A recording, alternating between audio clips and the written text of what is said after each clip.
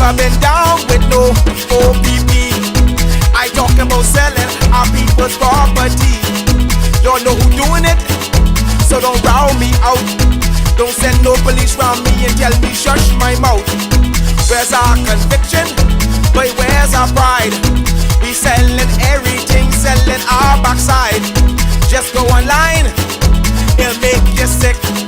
You can buy any island, just point and click. See, they're selling our country, yes, they're selling our land. They're selling our archipelago of sea and sand.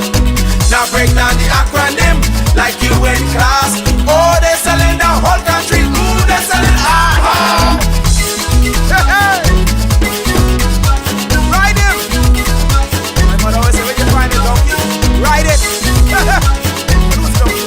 What? Come on. We got a whole nation in 73. Now we getting back the whole country. What kind of fools we must be, selling out for a bag of rice and a cup of tea. You know what does bug me? Help me understand. I can't find piece of property for under 80 grand, but I can fix this. I know what to do. I can squat just like them other people try make me do. See, they're selling our country, yes, they're selling our land. They're selling our archipelago of sea and sand. Now break down the acronym like you in class. Oh, they're selling the whole country. Ooh, they're selling our they're selling our country. Ooh, they're selling our land. They're selling our archipelago of sea and sand. Now break down the acronym like you in class. Oh, they're selling the whole country. Ooh, they're selling our I get everybody sell some every day.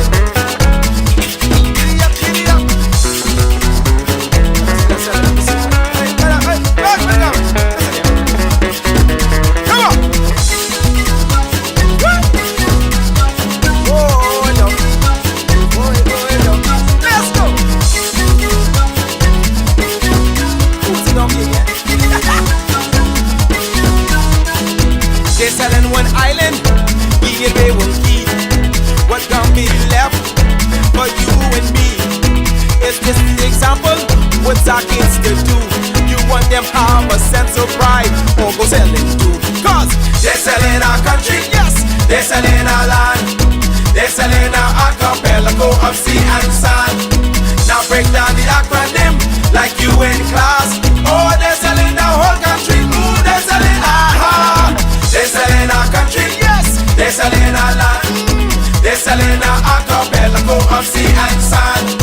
Now break down the acronym like you in class. Oh, they're selling our whole country. Ooh, they're selling our they're selling our country, yes man. They're selling our land. They're selling our archipelago of sea and sand. Now break down the acronym like you in class. Oh, they're selling our whole country. Ooh, they're selling our they're selling our country, yes, yes. They're selling our land. They're selling our archipelago of sea and sand. Now break down the acronym like you in class. Oh, they're selling the whole country. Ooh, they're selling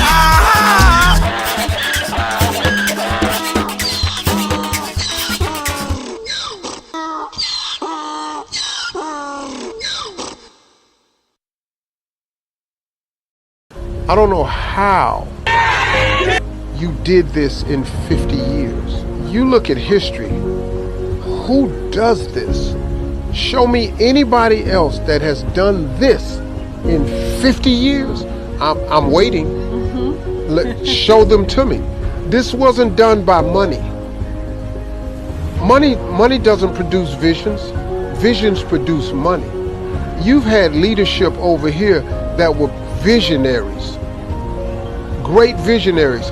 And their vision was more about the people than the money, because you can't accomplish this in 50 years without loving your people first, because the people are the ones that's benefiting from this.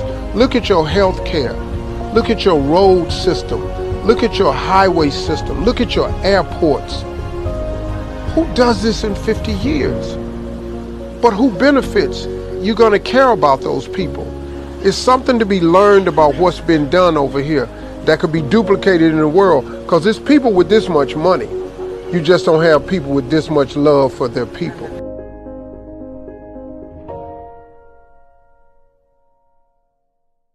You know, a lot of people wonder how Dubai became a very big, famous and rich city. You see, if you're comparing with Nigeria, listen to this. Nigeria has oil before than Dubai. It's a history. They are more rich than us. They have agriculture, they have mining, they have everything, you name it, they have it. Am I right or wrong? When you have a true leadership, which we have nothing, but we have everything because we have the right leadership. That's the only thing you need, a right leader for your country, not corruption. That's what brings your country at the top. You don't need anything. We want water, we don't have agriculture, we don't have mining. That's quite interesting. And that's Sheikh Mohammed. Number one, he doesn't know number two, he needs only number one. He says, I don't know, there's no number two in my book. Only number one. I hear he doesn't ride in a convoy.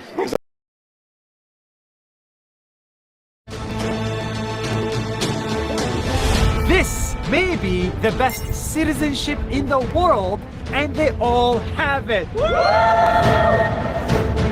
Because of this card, they get free land, free education, free weddings, free hospitals, and even a free funeral. It's the citizenship of a country in the Middle East called the United Arab Emirates.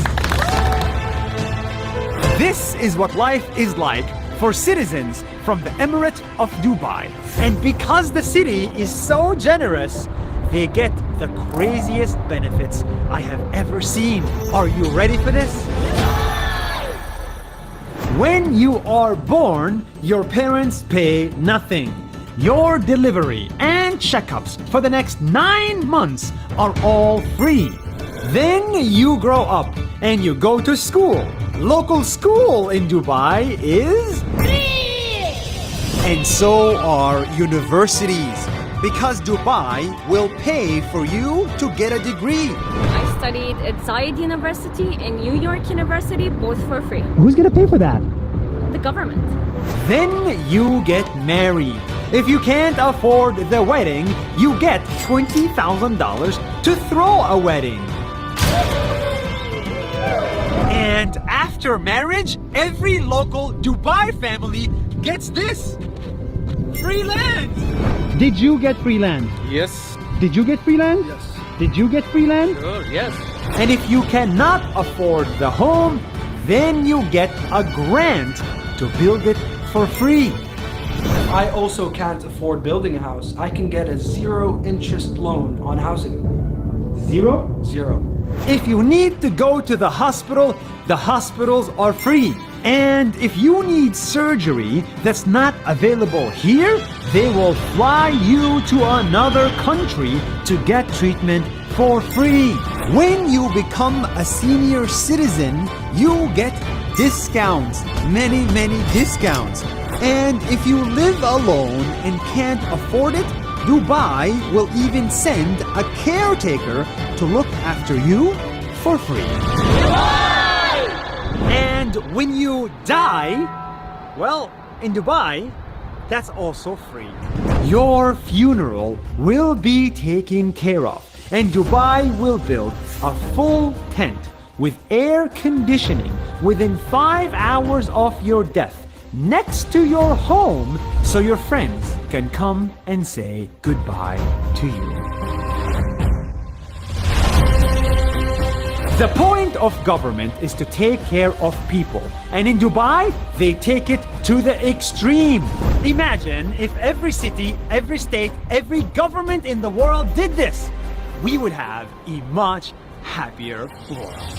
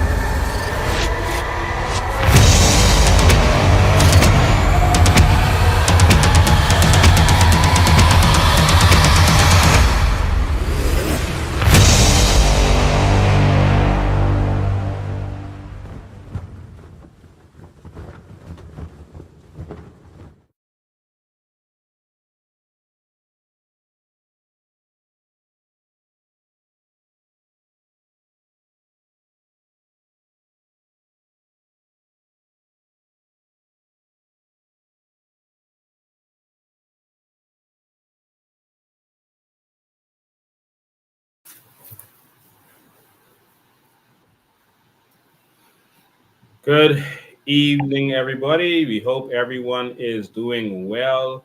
Thank you so much for joining us. It's always a pleasure to spend my Sundays with you. I want to say a special happy Father's Day to all of the fathers who are here and who are listening and watching. I want to say a special happy Father's Day to all of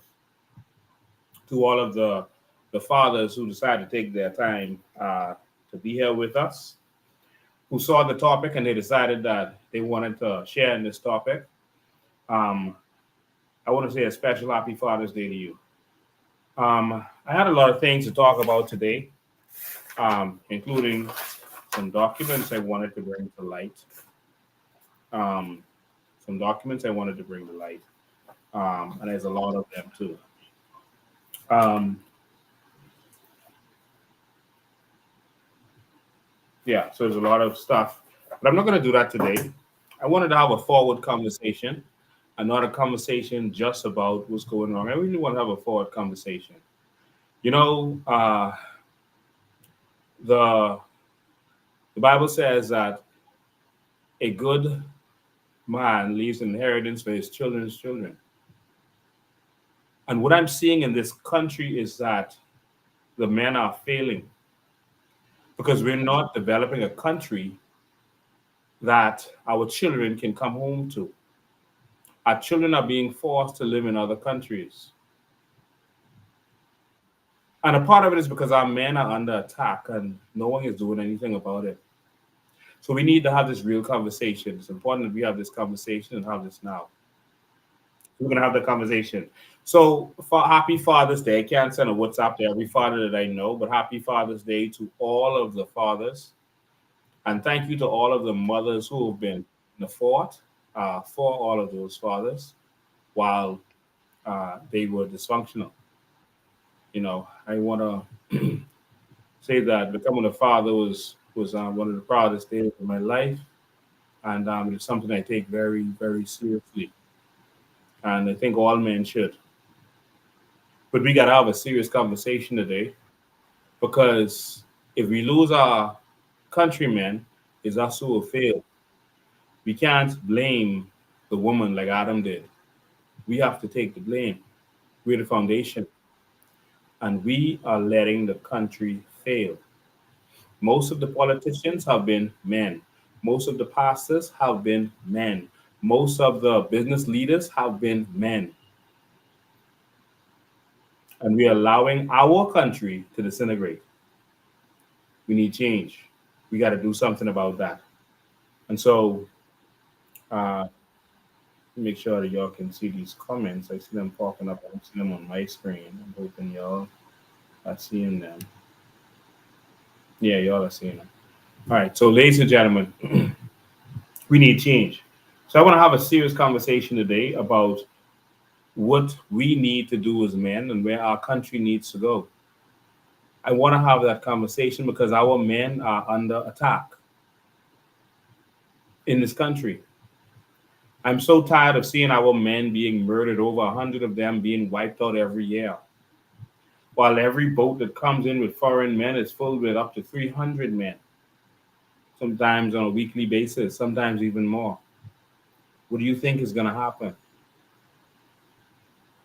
What happens when our men are incarcerated? Thousands of them pulled off the street, losing their little time to provide for their children.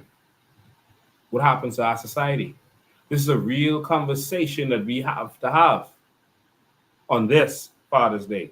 Let's have this conversation. Where do we go from here? What do we need to do?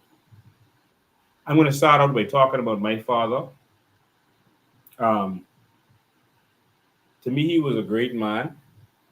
I loved and I cherished him. I was closer to him than anyone in this world. And when I lost him, I felt like I lost the whole world. That's how close me and my father was. And so for many of you, I don't know who else had that same experience with their fathers, but when I open the phone lines and give you a chance to talk about your father, if you had a good experience with your father. Because we always hear the negative, I want to hear the positive. I'm going to start out by talking about my father. My father was crippled. He couldn't walk. So that's the first thing I'm going to say about him. And I had to be around him, and sometimes people would make fun, they would laugh. I had to be his leg.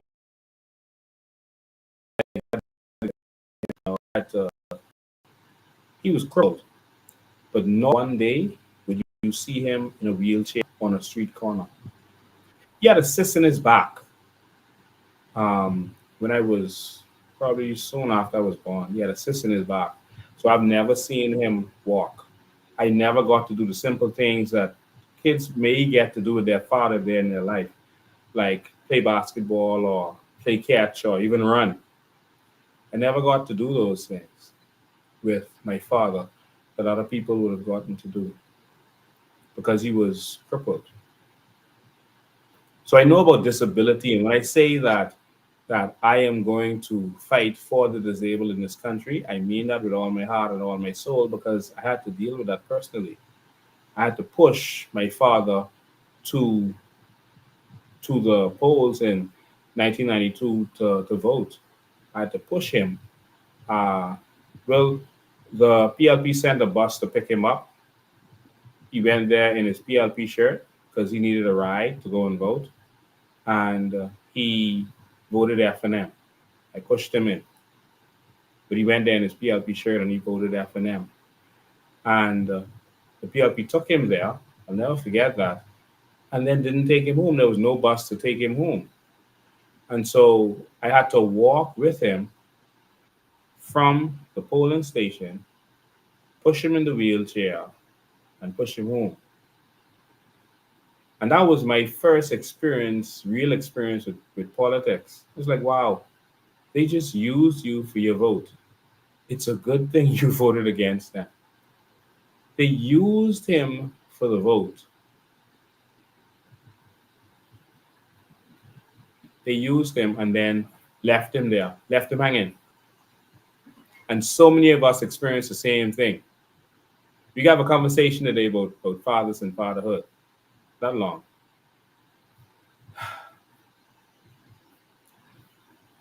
But my father was crippled, and he was the one. People say, Lincoln, where do you get your drive? Where do you get this from? Where do you get your courage from? How do you think that nothing is impossible? It was because of my first experience with that gentleman.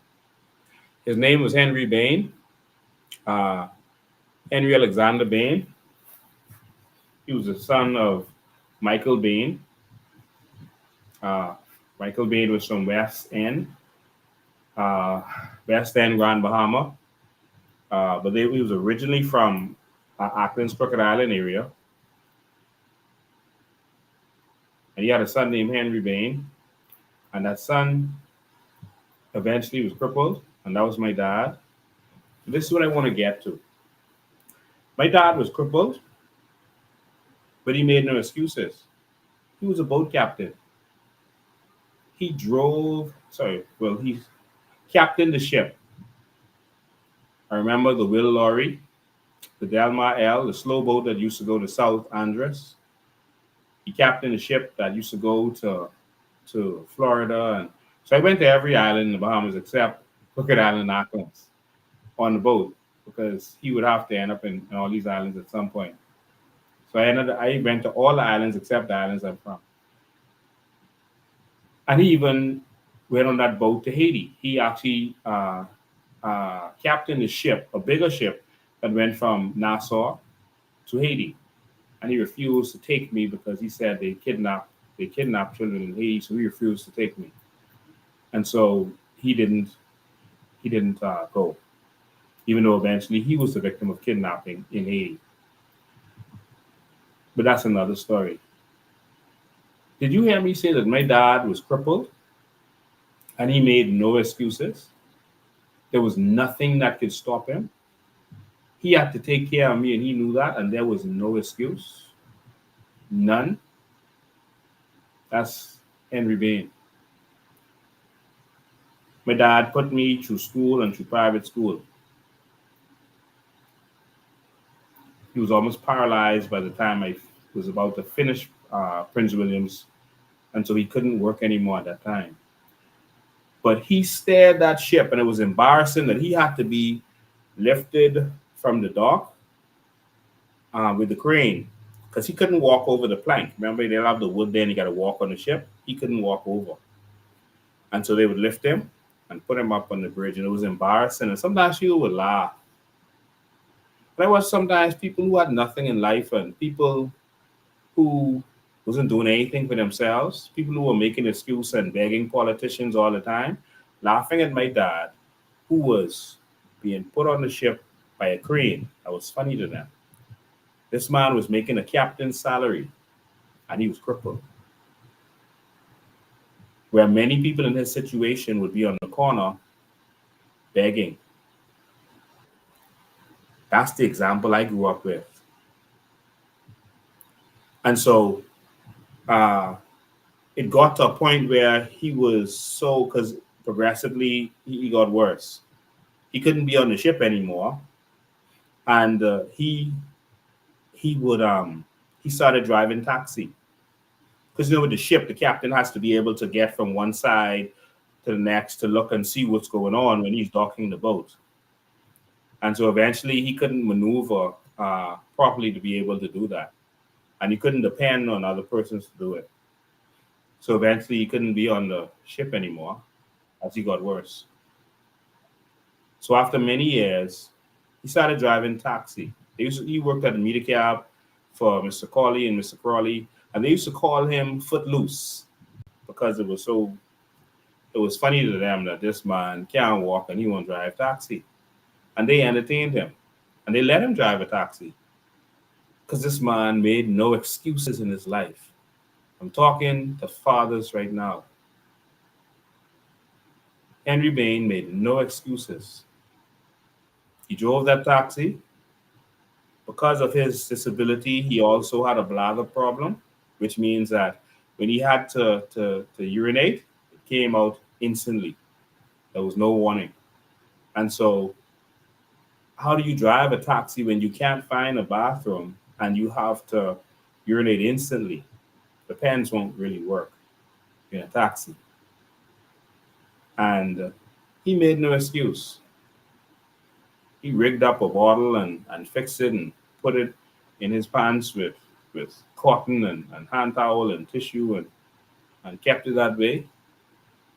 He made no excuse. Why? Because he had children to take care of. It's a crippled man with another bladder problem where he has to go immediately. Fathers, are you all listening to me? Are you starting to get why nothing moves me and I don't take anything as impossible? I would drive in that taxi with him every day. I was on the ship with him. He taught me to drive a ship. I would be 5, 6 years old and I'd be staring the ship. People would be panicking. He's in the kitchen. I'm doing my turn staring the ship, probably 7 years old. And we headed to Andres or we headed to Miami. And people would be like, the little boy's playing with the ship. He'll be lost out there, the little boys. And he said, no. He could take this ship from here to England. He taught me how to navigate, taught me how to steer the ship. That's what a father does. You'll hear this conversation because I'm going to get to our country in a minute. And so he taught me everything on the boat, how to tie knots and how to do everything on the ship, how to survive out there as long as we had to. As a boy, I always thought I was going to be a boat captain, but God had a different plan. But again, he was in the taxi. He made no excuse. And so he was making a captain's salary. And he was one of the best taxi drivers out there. He worked hard because he didn't have a life, really. He worked more hours than everybody else. And he made a lot of money from meter cab. A lot of money because he was always out there. And I would be right there with him, the little boy in the passenger seat, driving with him. Now, here's the other catch to this. My dad could not come out of the car to help the tourists put their luggage in the trunk. he couldn't come out the car to open the door for the tourists. How awkward was that? So sometimes I would be with him, probably 10, 11, 12 years old. I would be with him. I don't remember my exact age. And I would go there and I would help the tourists lift their heavy bags in the trunk. And I would open the door for them. Little boy, they thought that was so cute. And I would sit in the car, and by the time their drive is over, I would draw, because I could draw lifelike. Just how people look, that's how I can draw. And I would draw a picture of them. They would think I was just talking to them. And by the time we finished, I would draw a portrait of them. And they would actually pay me, because they just thought it was so cute. How could this 12-year-old, 11-year-old draw this well? And they were always impressed by it. But my dad made no excuses. And he would drop me to school and pick me up. Now, how many of us make excuses for our circumstances? I can't. After seeing my father, I can't. And so I wanted to tell you that story because he worked until he couldn't get out of bed to make sure that I could get a head start on life. He died in 2002. He didn't see me developed into the man that I would later become. But as soon as he died, my life took off. I didn't know how I was going to make it without him. But I went into business, and business flourished. I traveled around the world, and I started becoming the man I am today with his example of no excuse. He never complained. Never. And so I learned that nothing was impossible. Now, I had some other men who contributed to my life, and I really appreciate them for that. Men who really contributed to help me becoming who I am. But today I wanted to focus on Henry Alexander Bean. I don't normally talk about my personal life. A lot of people don't know me. They hear stories out there about me. People make up all these folklores and all these stories. That comes with the territory. But if you want to know why I can fight without fear, it started with Henry Alexander Bean. Being around him. Now, there's nothing more powerful in the life of a human being than a role model. Whatever we see or whatever is around us, we can adapt to.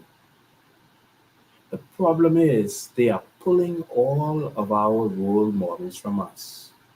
We don't have examples of people like us, enough examples of people like us in our communities, etc. And this is a problem.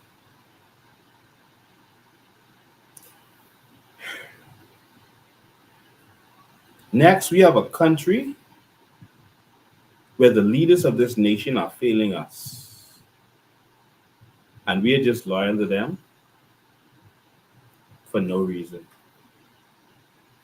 If you are a father, you must build a home for your children or have a home for your children. You must support and supply for your children as good as you can. The problem with our country is our family islands don't have ambulances, they don't have fire trucks, they don't have proper clinics, they don't have proper schools, they don't have proper electricity. Our country is falling apart while we are praising these politicians. Our country is falling apart while we praising politicians saying, oh, look at Bravey, he's dancing, that's so cute. Look at the Prime Minister dancing. while the country is falling apart. This country is in peril. And so our young men and our people are in peril. I spoke to a funeral this weekend. And I said the obituary page used to be one page. Y'all remember that? The whole obituary used to be like a page with a couple of faces. Now they got a booklet. A thick booklet. So many people are dying. But it's our men that I'm concerned about because they are the foundation.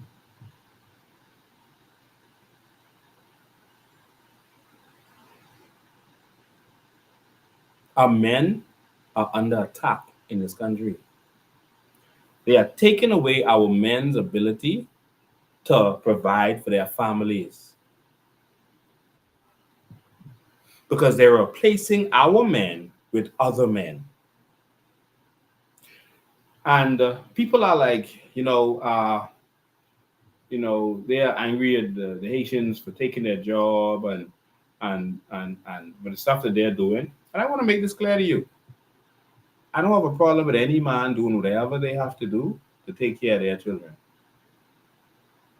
If the Haitian man is walking his daughter to school, if the Haitian man is going to grab a piece of land and throw up one piece of house on that for his child, and that's what a father should do. I hating on him. If he got to go out there and hustle and get a job and take your job so he can feed his children, that's what a father is supposed to do. I don't have a problem with him, My problem is you who are not taking care of yours, who are not fighting for yours. That's what I have a problem with. And this today is a clarion call for all Bahamian men to shake up and wake up.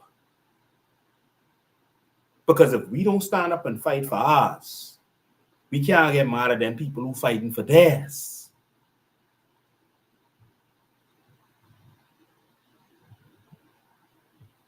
You on a construction site, you see it full of other people taking Bahamian jobs and you ain't gonna say nothing and you ain't gonna do nothing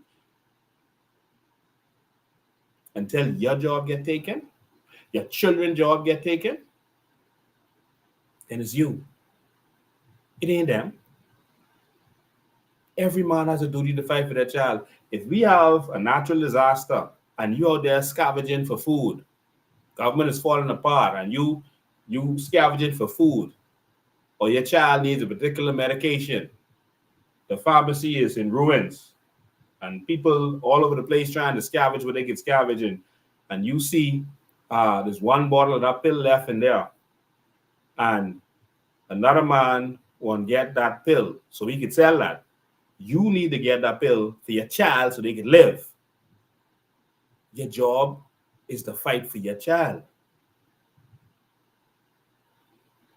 So when we live in a country where our children are being forced to move to America and move to Canada, and we letting that happen, we failing. We are not fighting for our children. My dad used to tell the tourists, brag about how we don't have to pay any taxes in this country. We don't have any taxes. They were like, what? No sales tax? Nope, no sales tax. No income tax? Nope, no income tax. That used to be a part of his conversations with him as he was driving the tourists in the taxi. My dad died in 2002, and he never had any idea that his son today would be paying sales tax, and we call VAT tax. It's worse than sales tax because it's a value-added tax. Every transaction, it gets higher and higher. He had no idea because they just was trying to survive. They weren't paying attention. They weren't seeing what the politician was doing. And in this time, they used to say, boy, you see all this money Ingram borrowing, you see all this money Pinland borrowing, you're cheering, and the cheering have to pay for it. He don't know that because they didn't stand up when Pinland and Ingram, especially Ingram, was doing all this borrowing, that his child is now paying. All of this taxes that they're throwing on us was from conversations from the 90s. They used to say all the time in the media, boy, your children and your children you have to pay for all this borrowing that Ingram them doing. But we didn't listen. Our fathers didn't see the threat. We weren't educated to know what was going on. And so he died. I never knew what his child would have to go through. My mom died in 2014. She never knows. She doesn't know that her son is now paying VAT and being taxed to death. And let me tell you something. They are just getting started. They finding every way to tax us and increase every fee they can while they rape and rob us. And next coming is income tax. That's next. You heard Pintard talking about it from the rally stage. He said we need an equitable form of tax. That's what he's talking about. Income tax. Because you can't charge the rich people one VAT and the poor people one VAT, because you're not going to check people's bank account before or assets before they buy something. So he's not talking about that. They're talking about income tax. The conversation has already begun. The IMF, etc., is forcing this country to go in that direction. He is doing that speech from the stage to let them know, if you let me be prime minister, I down with you. Whatever you say, Massa, is what's going to happen. That's what he is saying. Brave Davis knows he's pressured to do it, and so he's going to be forced to do call an re-election. So, ladies and gentlemen, where do we go from here? What the COI has been pushing, and before I go further, I want to say to everyone who is on here, they're about to get rid of BPL, basically. They can't outright sell it. So what they're doing is they're trying to piece everything and makes money in BPL. I'll talk about that in a minute if you all want me to.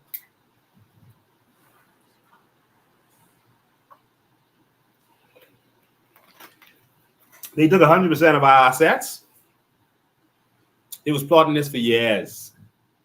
This stuff is generational. They working together over time. Like I said, this tonight, open the line so you all can participate in this conversation. The PLP, when they were here before, tried to sell BPL to a company called Blue Water that was owned by them. All right? They didn't let the F&M in on it, how they normally supposed to do. So what Ingram did when he got in, he reversed it. He was able to reverse it because of a hidden law. All right? They sold BPL to themselves, well, it was BC at the time, on credit, which means we can just take it, and out of the money we make, we'll pay back. We'll pay it back. The price of the sale, which was criminal. And so Ingram reversed it. So this time, you see that they're doing the sale. There's a company called Pike involved, and then these are partners with Tommy Turnquest and Frankie Wilson and them. Tommy Turnquest always represents the interests of the F&M, the oligarchs, etc. Frankie Wilson always represents the interests of the PLP, etc. So it's not just Frankie Wilson. He is representing his crew. Tommy Turnquest represents the F&M, the oligarchs crew. All right? And so that's why you see them doing this, and both have to be involved. All right? And so that's what they're doing now. And so they are selling, they're putting 100% of our assets into this company, and we're only getting 40%. The 60% is going to go to the F&M and PLP. So don't mind Pintard say he asking questions. He wants to know if this is legal or that is legal. Just doing that because we called him out and he will make it seem like, see, I asked the questions. At least I saying something. No. This is what you get put out of the House of Assembly for. This is what you throw the mace out of the House for. This is what you raise hell over, not the nonsense that you are doing showboating in House of Assembly over things that are not significant. We see you avoiding real issues and will raise hell over nothing. This is the crime of the century. And so why aren't you raising hell in the House of Assembly over this? But we know you won't, Pintard. We know you won't. They are raising NIB the age to 67. To 67, they're raising the age of NIB to 67. How about that? How is it that, all right, I started working at 18, right? Police force. My first and only real job, like permanent job. When I started working, they say, well, they can take NIB of the salary. When you get 60, you're going to be able to get a pension. Somehow, while I was working, they changed the age to 65. We didn't say nothing. Bahamas just let it happen. So you can still do at 60, but you only get this amount. But if you do it at 65, then you get the full thing. That's what they changed it to. Now we changed it to 67.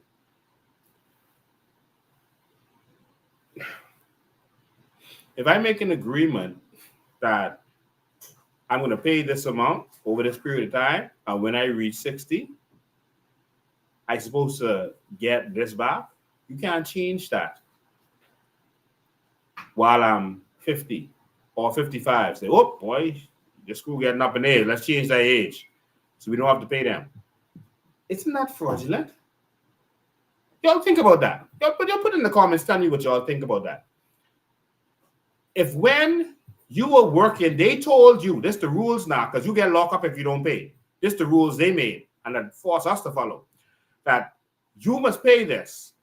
But the good part is, when you get to this age, 60 or 65, you're going to get this amount of money as your pension back for what you've been paying. And then when you get to that age, they say, oh, hold on, we're pushing that back. That's like you in the A2. And you get the last draw. You didn't pay all your money. Then they say, hold on. You got to wait 2 years. We can pay you in 2 years. You got to wait 2 years to get your draw. Like, what? I didn't pay. Everyone done get theirs. Now it's my turn, and you changing the age? Like, seriously? This is what they doing to us, and we just sitting down and letting it happen. We cool with that. Why? Because we just love PLP. We just love F&M. That's just your party, and we don't care what they do. Like, let them kill us. They do anything. In any other country, they would have been shutting this country down. I saw where they were having protests. They were breaking down France over this. They tried to raise the age.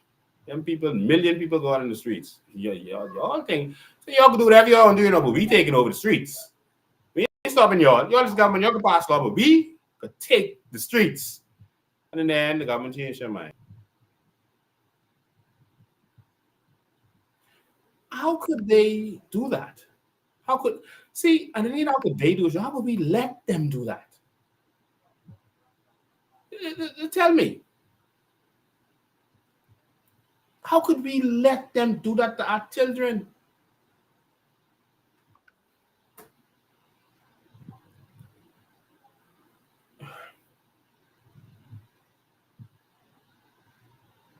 All right. What they should do, which would be legal and okay, is that if they want to change the age to 67, then they should say everyone who starts paying NIB from this date forward, you will claim at 67. The people who are paying before, because that's the agreement, this date, you will still get yours at 60 or 65. Isn't that reasonable? Wouldn't that be fair and right and just? We're telling y'all can never change it if y'all don't want to, But if the arrangement is, I can pay this life insurance, and then this matures when I get to 65, and then if I don't die, I get a payout, which some of them are. How when I get When I get 59, they say, oh, yeah, we see your thing soon coming up. No, we change our mind. You gonna have to get that when you're 78. I ain't what I agree to. But guess what? If Bahamians say nothing, they do what they want to do. All right. And so let's have this conversation today. All right. Now, what we're doing is we are going to Bay Street. We're gonna have a press conference on Bay Street, and all of you are free to come with us. The more the merrier. It shows the government that we're serious. But we're gonna have a press conference on Bay Street on Wednesday at 10 a.m. at Parliament. So we're going to Parliament Square, and we're gonna have a press conference out there. We're gonna talk to the media. We're gonna let the government know that we're on to them, and we're gonna show them that we're serious about this. Because Pinta them look like they ain't gonna do nothing. All right, they ain't gonna say something just because I say in this now. Pinta them gonna say something, but no, this is something to fight for. You see, your Grammy, who has been paying her NIB, was looking forward to getting that at 65. Now she got 2 more years to suffer after she didn't pay all her life. Now they're raising it to 67. We cannot just let this happen. Do you know how much suffering is going to happen because of that? How much stress is going to, how much people are going to die of stress because of that?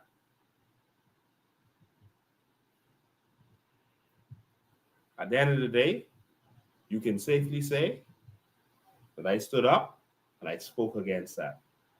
But if you just let them do it, you see, politicians always propose something. They wait to see what the pushback is because they only care about political threats. They don't care about, I hear people saying that they're going to go there just with a bill and they're going to force the government to do whatever. They only care about political threats.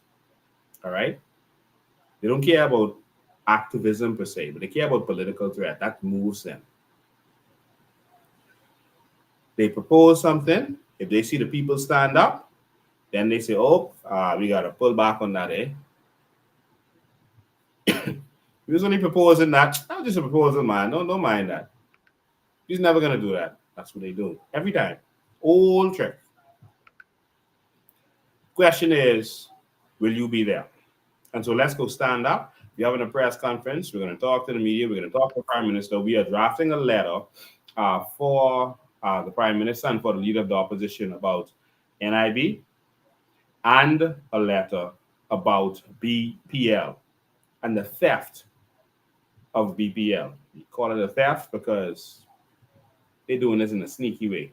They haven't consulted. We don't know what they're doing. They haven't talked to the public or to the union about this. They're just taking it, and persons connected to the government are going to have interest in this, and that's why I call it a theft. All right. And so NIB, same thing. The reason NIB is broke is not because more people are aging. Don't fall for that. And every time you hear that, put them in their place, please. Call the radio stations. Don't be shy to call. Let them hear your voice. Call the radio stations when they're talking nonsense. You might be banned from the radio stations, but you're not banned. They cannot silence your voice. Call the radio station when they're talking this nonsense, and you stand up. You speak what is right.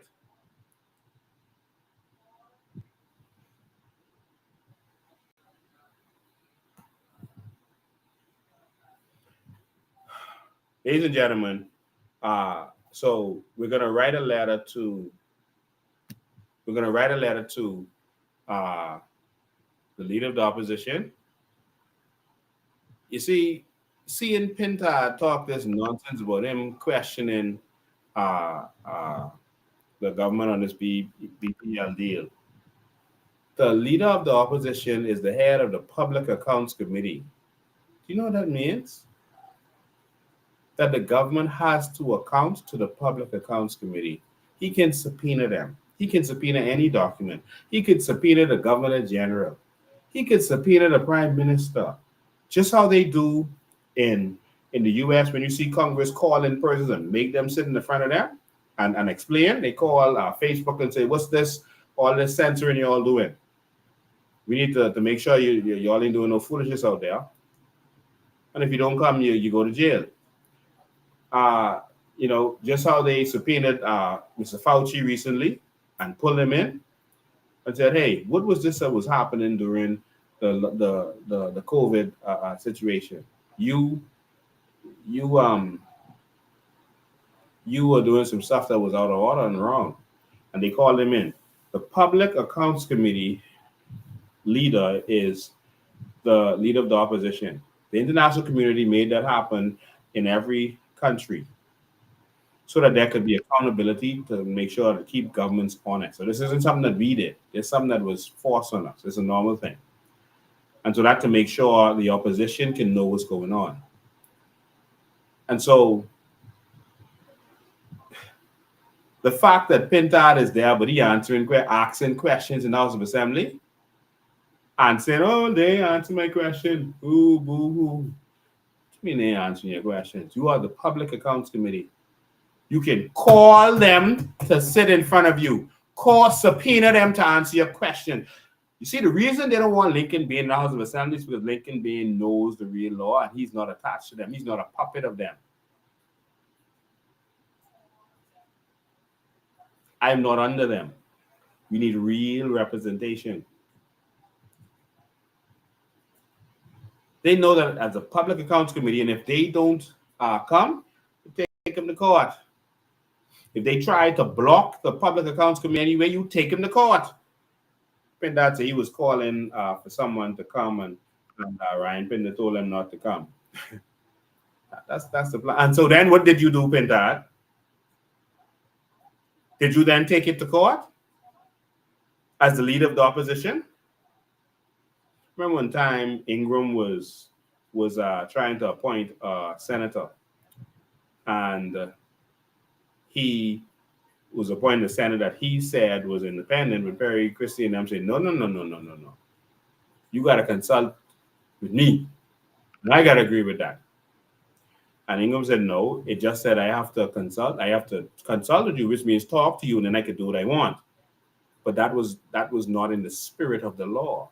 And so Perry them sued. They took it to court. You see, real opposition. Perry them took it to court, and they won.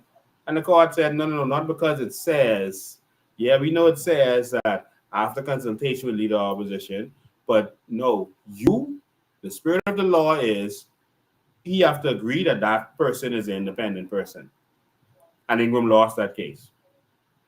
But see, Pintard is just a puppet. And that's why he's not using the law. He's not fighting anything serious or of significance. And so we're going to hold not only the Prime Minister's foot to the fire, but we are paying Pintard too. Pintard don't have no other job, no other career. We are being gracious to him by allowing him to be in that seat where he can make some money for his wife and child. But we need him to earn that money, not be a puppet of Brave Davis. We need Pintard to do his job. You see, when he was talking about the immigration stuff, he wasn't talking about immigration. He was just talking about Keith Bell. But notice he didn't touch on the immigration stuff, the actual issue of the shanty towns, the actual issues of the illegal immigrants flooding this town. He didn't talk about that. He didn't touch that. He just used that as a chance to say, see, I'm making noise against Keith Bell. You see the difference? But real issues that affect us, they ain't saying nothing. The phone line is open, 803-5995, 803-5995. So 10 o'clock in the morning, 10 o'clock on Wednesday morning, we're going to have a press conference. We're going to have a press conference on, I didn't get the other flyer with Grandmama. Okay, I see it. We're going to have a press conference at Parliament Square. We're going to have letters for the Prime Minister and the leader of the opposition, because we could understand why the Prime Minister would do the corruption that he is doing. but we're also paying the leader of the opposition to do a job. And so we need the opposition to stand up and do something and stop being corrupt. Because if the opposition doesn't see the importance of fighting over this BPL deal, but you see, when the opposition was there, they was corrupt too. The same opposition that is crying that this is happening and is connected to the PLP, etc. Remember what the FNM did when they were in power? Pinta had them made us pay for a COVID visa. Remember that?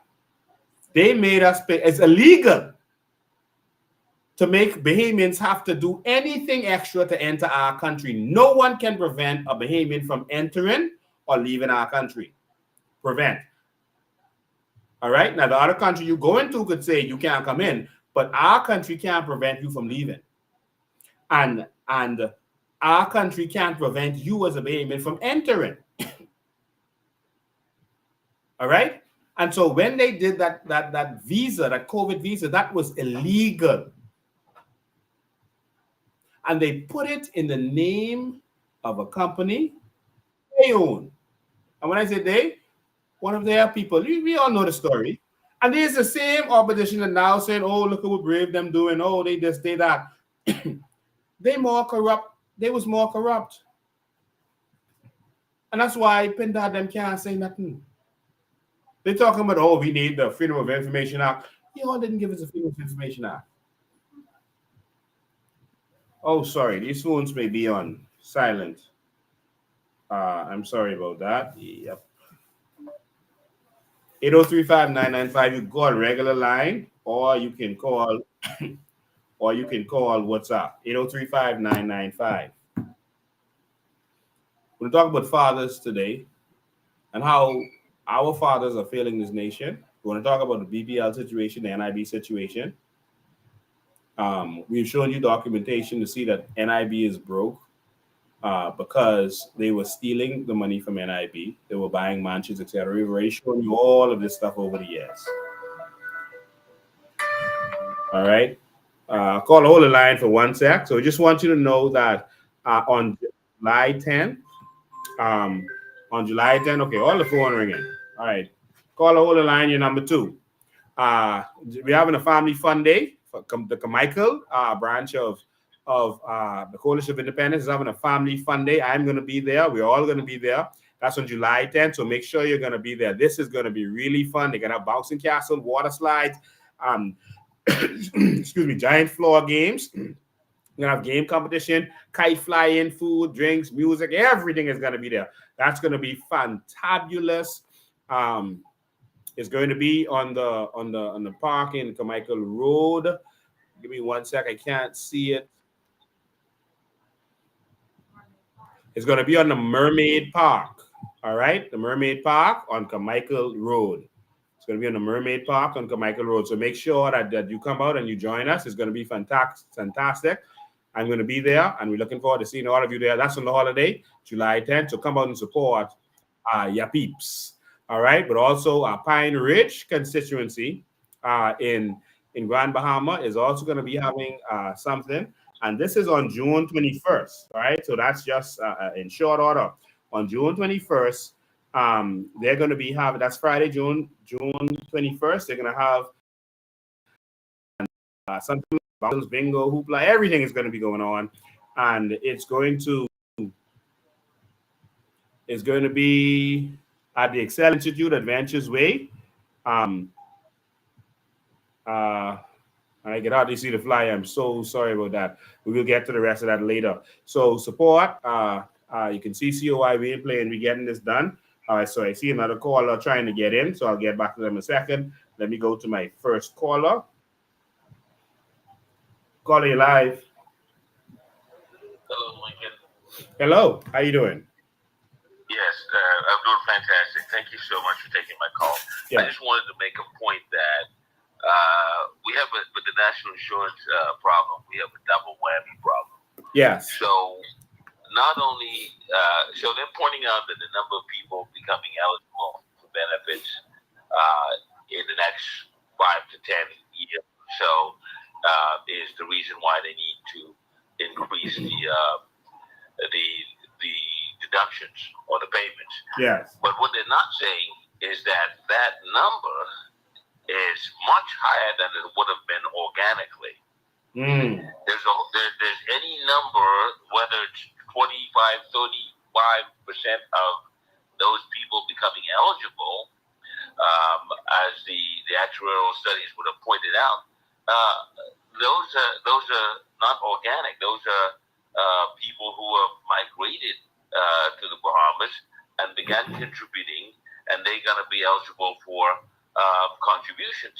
Yes. So the number of people being eligible is much greater than it would have been normally. Yes. And what makes it a double whammy is those people who have migrated to the Bahamas in their 30s and 40s and would have met the minimum number of contributions, qualifying them for benefits, they didn't have parents like you and I did who paid 35, 40 years into the fund. You see what I'm saying? Wow, that is true. So we have a double whammy. The migrant population has spiked the entire population of the Bahamas, causing us to have all kinds of problems that we didn't see coming down the road. Yes, this is true. But now we have to deal with it. Yes. Yes. All right. So I just Thank you. want to Great make point. the point that they need to tell the full story of why we need to increase the fees, because the number of people has grown and spiked artificially because of the immigration problem. Yeah. Thank you for taking my call. Thank you. I appreciate that, man. My mother died at the age of 61. She never got the benefit from all those years, and she was working from she was 16. All those years of paying NIB. My father died at the age of 62. He never got the benefit from all those years of paying NIB. How many other Bahamians are dying early before that age? Think about that. And I just want the other caller, I'm going to get to the second caller right now. I want you to pay attention. No matter how much persons are reaching that age, more persons are being born and are actually paying over the period of time.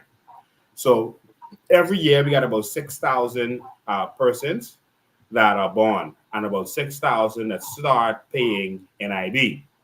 And so that 6,000 plus the next 6,000 plus the next 6,000, you got 6,000 persons from each of those years, all right, that are paying. When every year, even though you had 6,000 born, all of them are not going to make it to retirement age.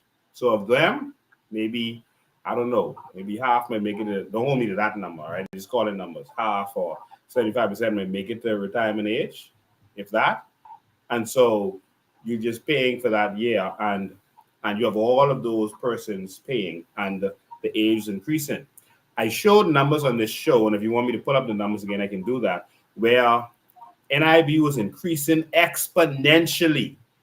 Every year they would say, this how much they pay out, this how much they got in. And it was always a big jump, till it reached billions of dollars. The problem with NIB is not how much they got to pay out, all right? The problem with NIB is that they have a $1.6 billion in assets out that they can't get into use because they were taking our money and doing criminal stuff like buying dilapidated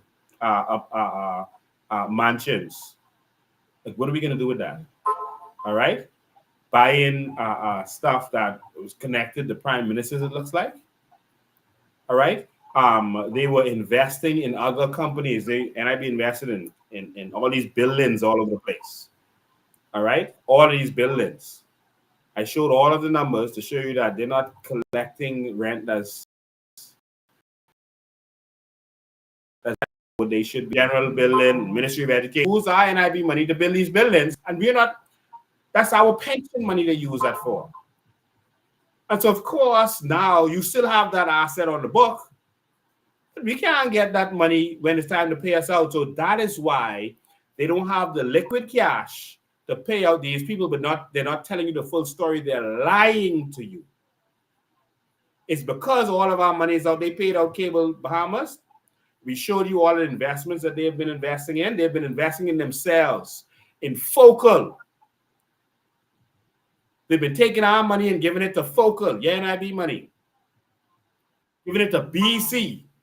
They've been sucking NIB dry for companies that they own. I showed you the documentation. That's why it's broke. It's nothing to do with the population. Let me go back to the phone lines. Good afternoon, Cordy. You're live. Hello, Mr. Ben. How you doing? Good evening, Mr. Ben. How you doing? Awesome. Boy, I gotta say one thing to you, Mr. Ben. I've been working on every big project in the farmer I worked on. Everyone. Hold the line, Cordy. You're next. We talking about now. We talking about Atlanta, South Ocean. Right. Mushaki, Bucky, the port in Abaco. I've been the only BMN supervisor that fight with the Chinese to try to help do better for my people. Mm-hmm. Right? I have never claimed 43 years of my life I pay these people my money. Lincoln, I pay them my money. You don't think I'm angry now? They're trying to tell me I ain't got nothing there to get? Huh? You have uncomfortable, real angry people in this country. The question is what we can do. I want them to listen. You have some angry people, man. You have some angry people. You might don't like the barbecue, but you got some barbecue coming up soon. You ain't long enough. Yeah. If they can't do what they know they're supposed to do for Lincoln, come on, man. Let's sit down and look at this. I lost everything in Oregon. I went to these people, you know what they tell me? I don't want them to do contributions. Wow. Something else contribution, but I ain't wait for a year. I have no job, no last insurance paying job for a whole year, 2 years. And you will tell me I have nothing there to get? Wow. Right. How that could be fair? How that could be fair to me, Lincoln, and another couple of weeks I'm going to be 60 years old. And now I hear stories, but they telling me that ain't nothing here for me. Another 7 years? Lincoln, it ain't going to be good, man. It ain't good, man. Yeah, man, I applaud you and everything you do it, but we have some real angry people in this country. Yeah. You have some people who sitting back and they ain't saying nothing, but they thinking what they can do. Yeah. They think, what are they blaming people that said that? Or if one person or two person has stand up, and I ain't glad for the four, I got them. Yeah. Remember I tell you that. All right. Thanks for your call, man. Yeah. All right. Call you live. Good afternoon, Mr. Payne, and everyone watching. I want to issue for a brief second, and I just want to bring to everyone's attention the type of people that our governments tend to get in business with. The 60% that we're giving to Pike and Frankie Wilson or whoever, I just want to let y'all know that Pike Electric was actually in trouble in the United States over some anti-racism, anti-discrimination lawsuits. This is where true. They were continuously mistreating the black workers. And it was to the point where one of the workers walked on the job site and found a noose hanging at the job site. And then done. So he actually had to be forced to do a lawsuit. So, because these people have bad reputations wherever they're from, it's like we just accept everyone's riff-raff. Once they're rich, we accept the rejects. And I just want to make the public aware of who we're giving 60% of our national assets to. Have a good day. Thank you for your time. Thank you. You see, Brave Davis and them try to make it look like they're with the black people, etc. Brave Davis working with the same Brent Simmons and them. Don't mind him. All right, I showed you the picture with him sitting behind Hollow Wesco Brave, sitting behind Hollow Wesco while she's signing deal. All right, Brave is working with these same people. If you look at who's behind this carbon credit thing, you can see the same old white knights and them and the rest of them. All right, Brave them working with these people. They are one. All right, Anthony Ferguson, PLP. He is a front man for the oligarchs, Alexio Knowles and these other people. That's who Anthony Ferguson is. Brave working with them hand in hand. Y'all better wake up. All right? Let's go back to the phone lines. Good afternoon. You're live. Right here, man. How you doing? Hey, these callers, they calling in concerning this NIB, right? Yes. You realize that during that pandemic, you just remember now, they was trying to force the old people to take that vaccine, right? Yes. You know what that was for? To kill them out, to kill as much of them out as possible, so they wouldn't be able to collect no more national insurance. Yep. That was that weapon. You're a smart man. Yeah, I don't know if the humans are realizing and saying that, but when I heard that, I say, yeah, trying to get rid of the elderly people like 59 and 60 who just going into the pension, they kill them out. So they don't have to pay out their national insurance to them. Look, if we have some evil, wicked, demonic. You just call 59 elderly? 59, 60. Yeah, that's elderly, eh? That's elderly. Yeah. That's Pintard, eh? That's them. So Pintard is elderly. I thought FNMC is the new generation and they got to pass to the new generation. I think they need to go set up for the grave. They need to get ready for the grave. And you're indiscriminating because you older than that, right? I probably older than all of them there. No, but see, they selling Pintard as the new generation or the next generation. But Pintard is an elderly fella. He need to go out and kick rocks and beat grass. Spend the rest of his time begging for the grave, for the laying out the casket. Yeah, man. But you're right. It seemed like they wanted to kill out, a lot of the elderly people. Yeah, we need new generation of strong. That's what the Bible say. I call you because you're young, because you're strong. You're old. Man, look, he didn't even talk. He didn't even speak about the old because the old is you take like Biden. He should have never been in the political realm because he most dead. Yeah, he's 81. Yeah, you can't do nothing with them. You need the young generation. Yeah. But Brave Davis is going to be 76 at the next election. Pintard is going to be 62 at the next election. Yeah, they ready. They on it down. They going down the hill. Yeah, Ingram was 42 when he took over as prime minister.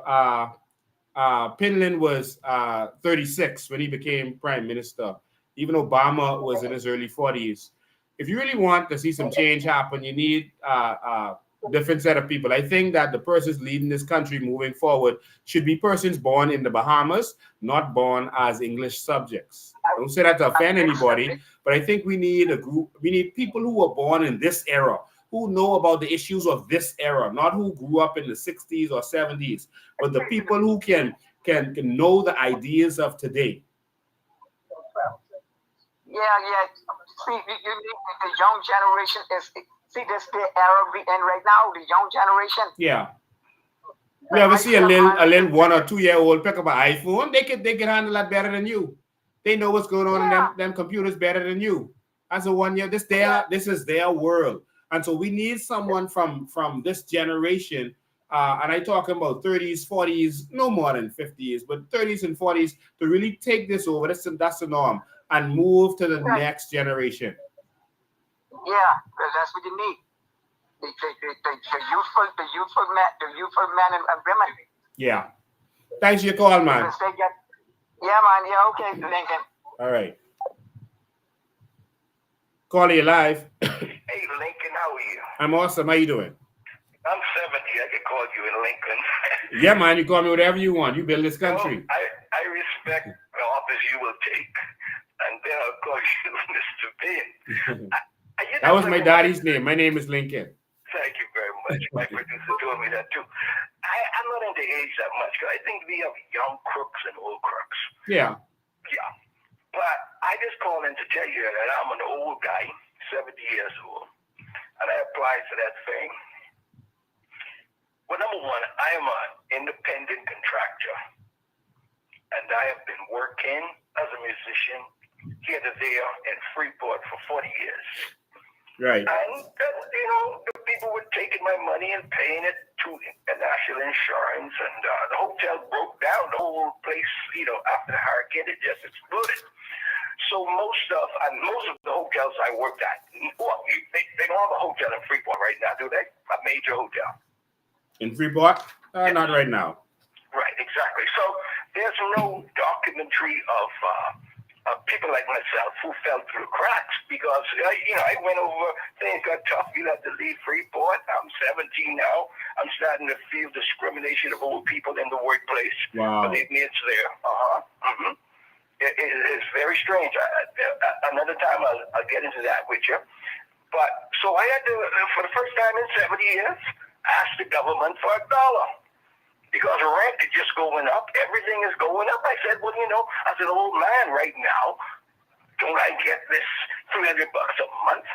They told me no. That's for, a young man came on. His name is Moxie. Moxie's a big in the political realm in the Bahamas, right? Yeah. And he was on this show, and I think you got to get on that show, man. It's 2 o'clock in the afternoon. And explain to the professor about this Constitution we're supposed to be following. That's supposed to protect us, but there's no protection, and there's no even regards for it. There's no regard for it based on who's in charge. A good Constitution must be enforced. You agree with me? Yes. I think we have a good one. But the point I'm trying to make is that here I am out in the cold. And a gentleman on the show told me, oh, you're talking about that old grandpa, pension. They just stopped that. My dad used to have that. Every old person, I used to see them standing in Wesley Hall, Wesley Hall down by Meadow Street. Yeah. On Blue Road. The old people used to gather there.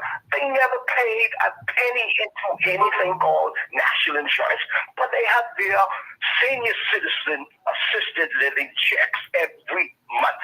They just stopped that. Let me just pause you for a second, my brother.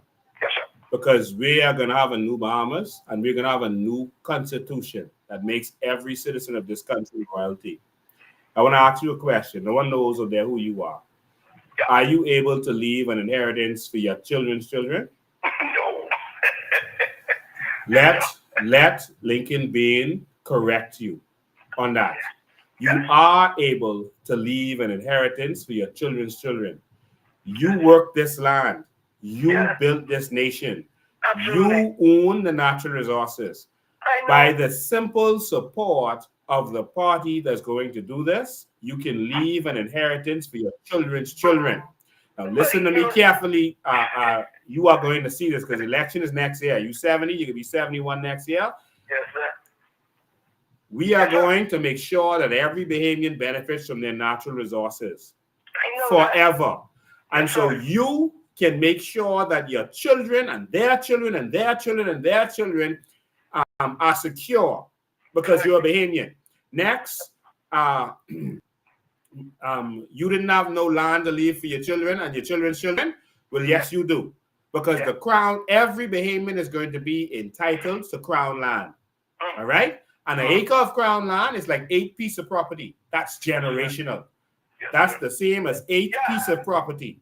And so you are going to leave an inheritance for your children's children, like the Bible says.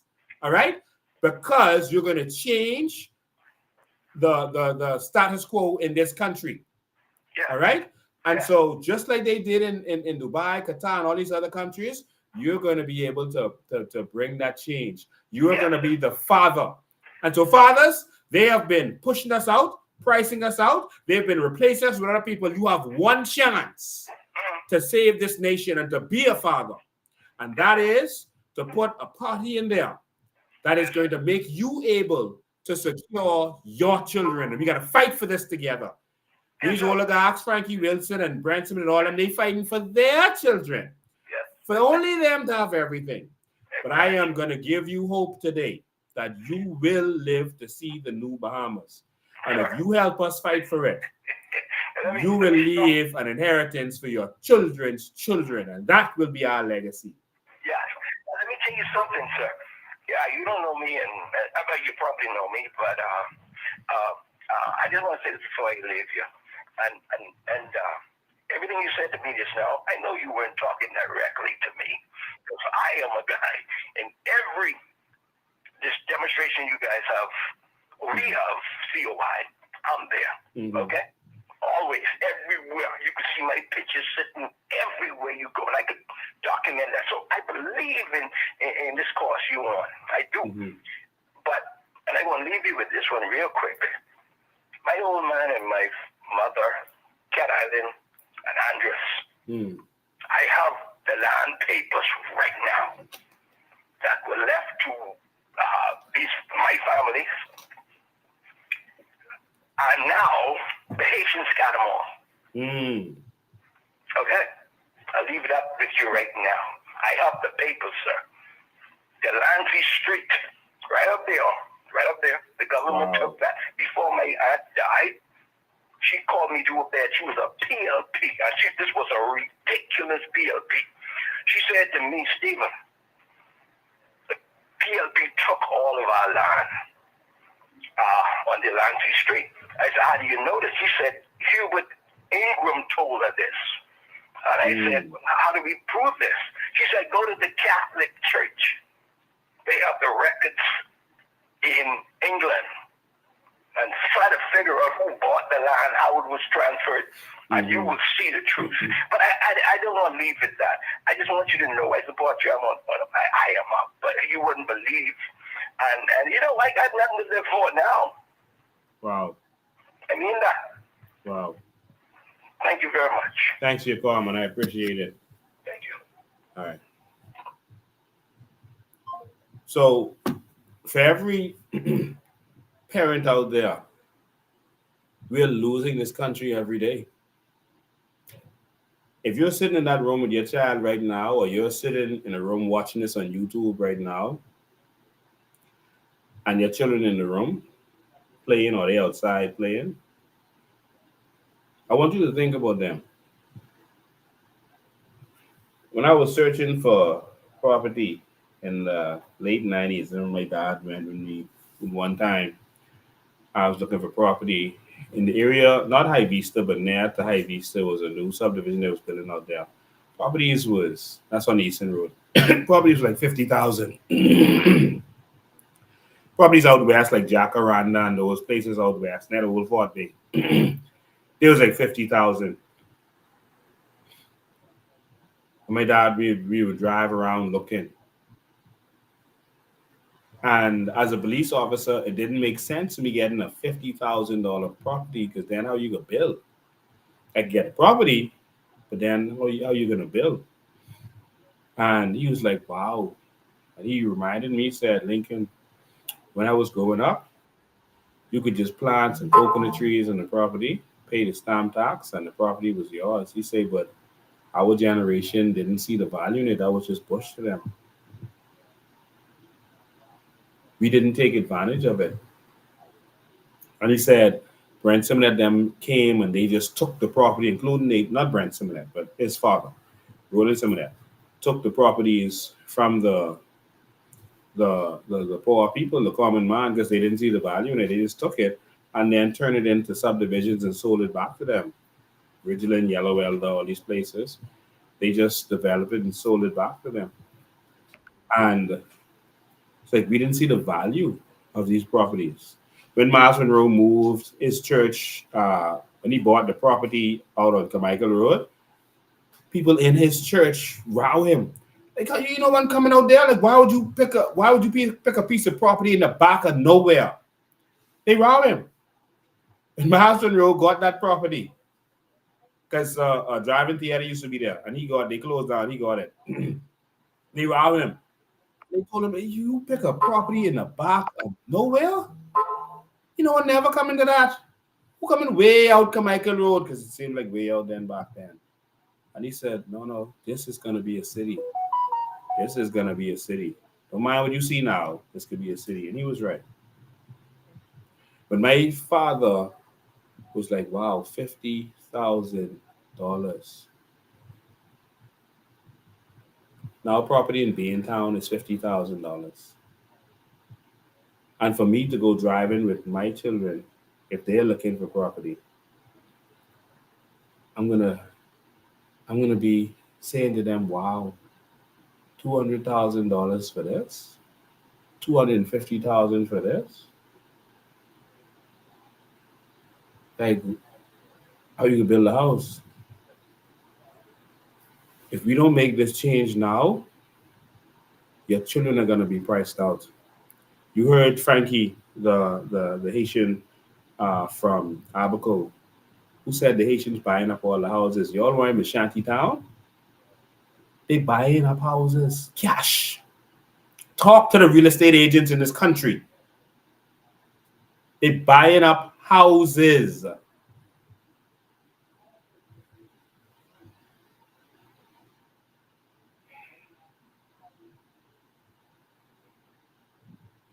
If we don't fight for this change now, there will be nothing left for our children.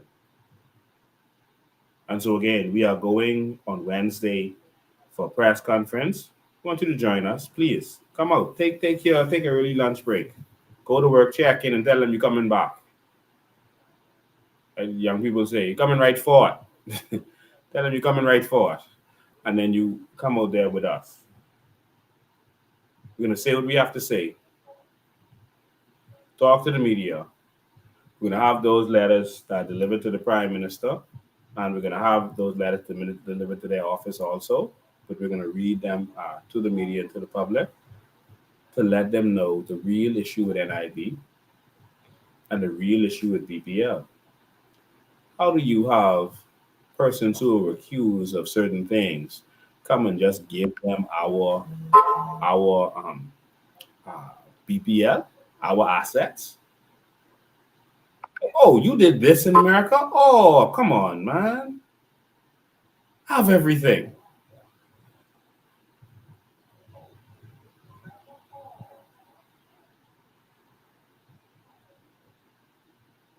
Because we need a new company that don't like black people to give them BPL.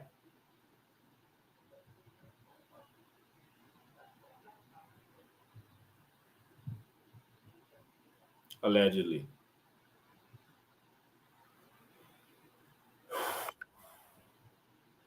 And so this is where we stand. All right. We want to build a country that we can benefit from. We want to change our educational system. We want to put programs in place for our youth. All right. Sports programs. We want to focus on them. We need to change the way they learn. Our educational plan is coming up. All right. I think education is next. Education and land reform. Education and land reform. Yeah, I think those are coming up next. So on Wednesday also, we're going to continue with our think tank on Wednesday evening. All right, Wednesday evening at 7 p.m. You can be a part of our think tank. The next think tank is education. All right, so we're going to present you a little bit about what we have planned for education, and we want you to come in and present what you think needs to be done to change education. But we're going to transform education in this country. All right, we need to identify our athletes, and we need to educate them different. The children with talent, we need to educate them differently. All children learn differently. Some are more academic, some are more dexterous, and so we need to target their kind of learning. Our problem is we judge a fish by its ability to climb a tree. And that's where we go wrong with our education system. We have to teach people based on the way they learn. Other countries are doing it. We're going to do it too. All right. So we're going to talk about all that on Wednesday at 7 p.m. Go and register so you can make sure you get our link. Go and register. Go on the website. And in the menu, you're going to see Think Tank. Just go there and register to make sure that you can be a part of this meeting. It's going to be a Google Meets meeting. And so the meetings so far have been very well attended, and they have been, I mean, the information was phenomenal.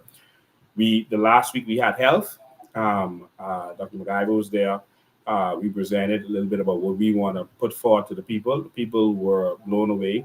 And then there were people there with some amazing ideas. It was something to experience. So if you want to be a part of that, make sure you're there. Education is next. And so that's Wednesday at 7 p.m. And so if you want to get the link, go and register. If you haven't registered already, go on our website and register to make sure that you are able to get the link. And so we're going to transform our educational system for our young people. All right. If we don't do something now, there's nothing that Pintard has to offer that's going to save this country for our future generation. There's nothing that Brave and them are doing that's going to save this country for our future generation. These little nice little things they're doing just to say they're doing something. What they call it, the youth program. Some youth, what do they call that program?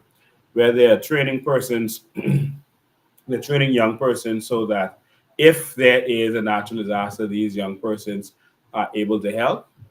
I mean, come on, man.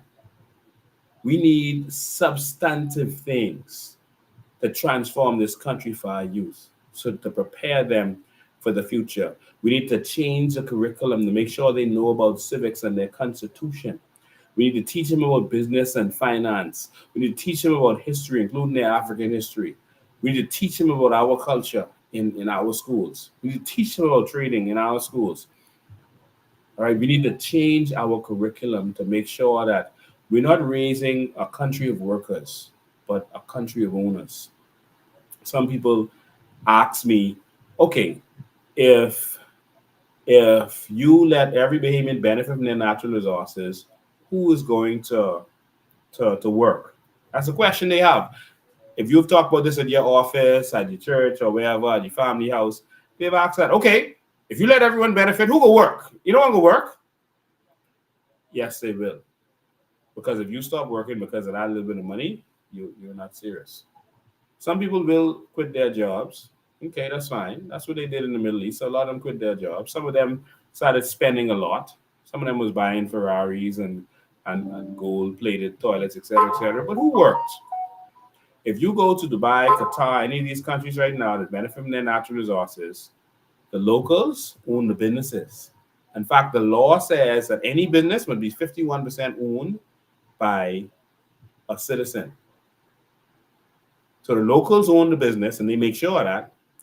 And the foreigners come to partner with the locals or work for them. So who will work? Let everyone else work. We're going to own the businesses. Why do we have to be the labor? Why we got to scrub the toilets? Why we can't own the hotel? Why we got to mix the drinks? Why we can't own the hotel? We have to change our mindset. There was a time, the fight of Randall Fox and Malo Butler and Pinland was to transform our mind to think that Black people could run the government. That was their mission, to get Bahamians to believe that, listen, yeah, we Black, but we could run the government. Because Black people felt like, no, Black people don't even own no business. If we run the government, the whole country could fall apart. That's how they felt at the time. That's why the majority of people voted against the PLP in 1967. Yes, even though they got majority rule, the majority voted against the PLP because they didn't feel that we either one deserved to run this country as Black people, or two could run this country as Black people. The cause for our generation, you see, they couldn't stop it because it was time for change. Let me make this clear for you. Just over 18,000 voted for the PLP, 18,100. 19,100 voted for the UBP. Yes, that's correct. 2,300 and 3,300 respectively voted for the Labour Party and the Independents. That means a vast majority of people voted against the PLP. That's because Bahamians, we take long to catch on. And so change was ready. And so despite the fact that the PLP lost and it was considered impossible to beat the UBP, they won. The cause for our generation is to change the mindset and the thinking that we can be the owners. We don't have to be the laborers. You see, Marlo Butler them was fighting for us to be able to get jobs and work on Bay Street, to be able to work in a bank. They was fighting for us to get jobs. They were fighting for us to get educated so we could get jobs. That was a good cause. Now it's time for this generation, the new generation, to fight for us to own, to be owners. And we can do that to benefiting from our natural resources. We have one natural resource as most needed in the world. More needed than oil or diamonds and gold. You could do without diamonds and gold, you know. You use a product made from sand every day. You walk on the sidewalk, you live in a building, you use a computer. The chip in this computer is made from sand, silica. The glass is made from sand. So much of what constitutes this phone is made from sand. Some of the food you eat is made from sand, calcium carbonate, the toothpaste, and so much of everything is the most used natural resource. We got the most used natural resource. The world is running out of it. And we broke, we begging. That takes me to this nonsense with the Import-Export Bank of Africa, the African Import-Export Bank. In general, I support what they're talking about. But for our government to have all these natural resources and they're going to Africa to beg?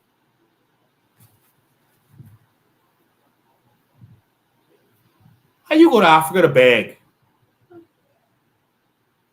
We was just raising money, doing the song We Are the World to help Africa.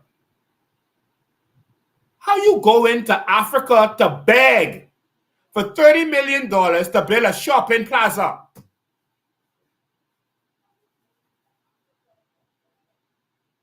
Me, you know, Bahamian could build a shopping plaza. Or whatever this thing is, you all say you're going to build for $30 million. Our government should be ashamed. Our government should be ashamed of having to go to Africa to borrow money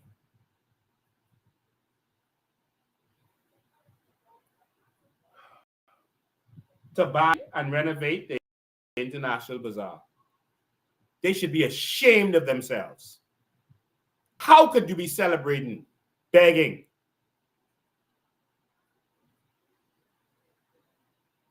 Have we no pride? When are we going to have a government that can use what we have, that God has given us, that He has given to no one else, so that we can stop begging all over the world? Brave David's like a pauper, dancing and drinking and partying, and then saying, "Please, sir, can I have some more? We broke in the Bahamas." Good afternoon, calling you live.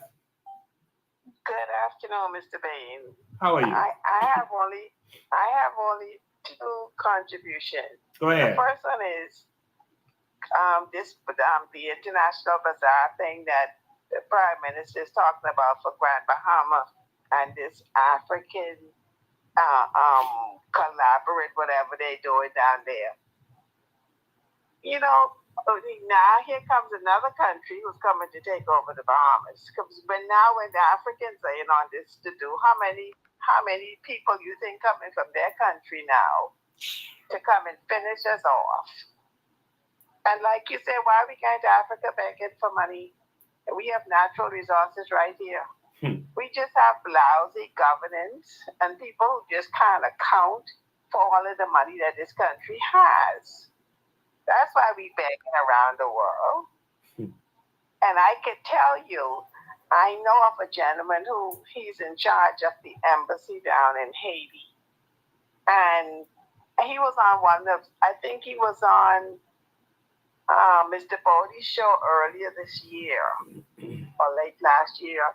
And he was talking about he was one of the people responsible for giving out national insurance checks to Haitians who have been in the country, who has contributed now to national insurance, and now they're back in their country. So he gets a whole bunch of checks that comes down every month that he gives out to people back in Haiti.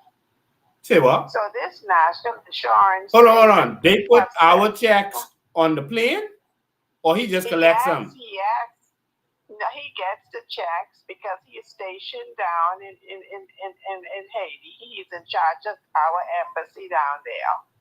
And he was talking about how many checks he gives out each month. So they're not in the Bahamas. They're back in Haiti, but they come to the embassy every month and they collect their checks. So yes, that's happening at the embassy in Haiti. So how do they confirm? Bahamians have to confirm every 6 months.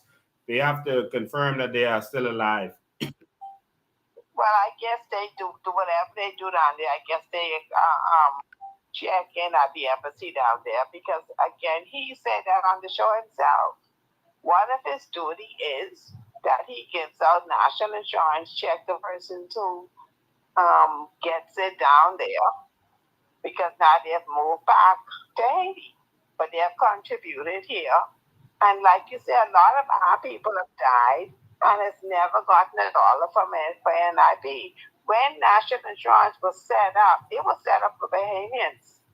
That was set up for us by Prime Minister Finland, not for all of these other people to come and say they contribute. And some of them, like the gentleman say, coming starting at 40 and 50 years old, however amount they just are, but then now they're still too getting, no matter the amount, they're getting contributions. Wow. They're getting a check. So NIB need to be revamped and they need to go back to organic Bahamians collecting. I don't care if you pay it into it once you're in organic, you shouldn't be getting nothing from it because it wasn't set up for you. It was set up for Bahamians. I want to say this to all Bahamians listening to this and who are concerned about NIB and what they get and when they get it. Once we go to the New Bahamas, you don't have to worry about NIB, how much you're getting from that little Ponzi scheme. NIB is a Ponzi scheme, all right? Because we're going to benefit from our natural resources. The foreigners who come here to work for us will be on some kind of scheme to make sure they can support themselves, all right? Or go home and get out of our country. But we will not have to worry about getting $200 and something or $300 from NIB. You are going to benefit from your natural resources. All right. That is what we are fighting for. And so this fight, this struggle is going to be over soon. It needs to be, Mr. B, and I can tell you, like the gentleman from Abaco said, because me too, my family's from Abaco, and I know a lot of family members who have passed in Dorian and still haven't gotten help. For the ones who survive, haven't gotten government assistance. They're still, family members helping them out, trying to get back into their homes and stuff. This thing that the Prime Minister and Mitchell is doing in the Bahamas with all of these foreigners that's coming to this country, Bahamians are fed up, and they think barbecue in Haiti because he fighting for his people. The Bahamians are getting angry, very angry. All right, like you said the other day, for the silent ones, you watch them. Watch the silent people. Yeah, thank you for your call. Thank you for your call. Very good. All right. I need someone to ask Lisa Ramming to call me. Lisa Ramming. I was trying to call her, but I can't get an answer. Lisa Ramming, she's a member of Parliament for Marathon. She can call me or call Antonio L. Corley. I'll give a chance to call first, but this is a complaint form for the Bahamas Bar Association for Lisa Raming. Call Mr. Antonio Corley and settle that matter ASAP. All right. That's only $1,100. Brave good for that. All right. Let me see.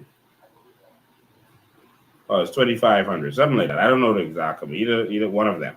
All right. So look, it's $2,500.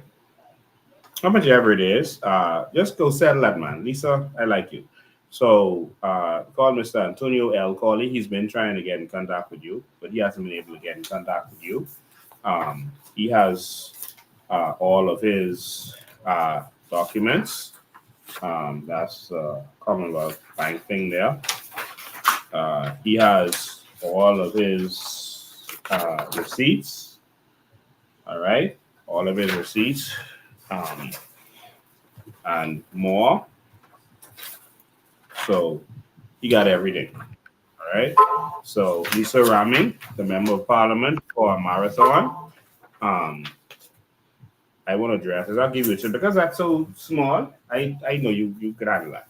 That's a small thing. So get the fellow straight, and so we could move on from that because I busy dealing with major stuff. Otherwise, we have a real talk next week. All right. So some PLP troll or whoever listening to this, tell Lisa Raming to call Mr. Antonio Corley and deal with that.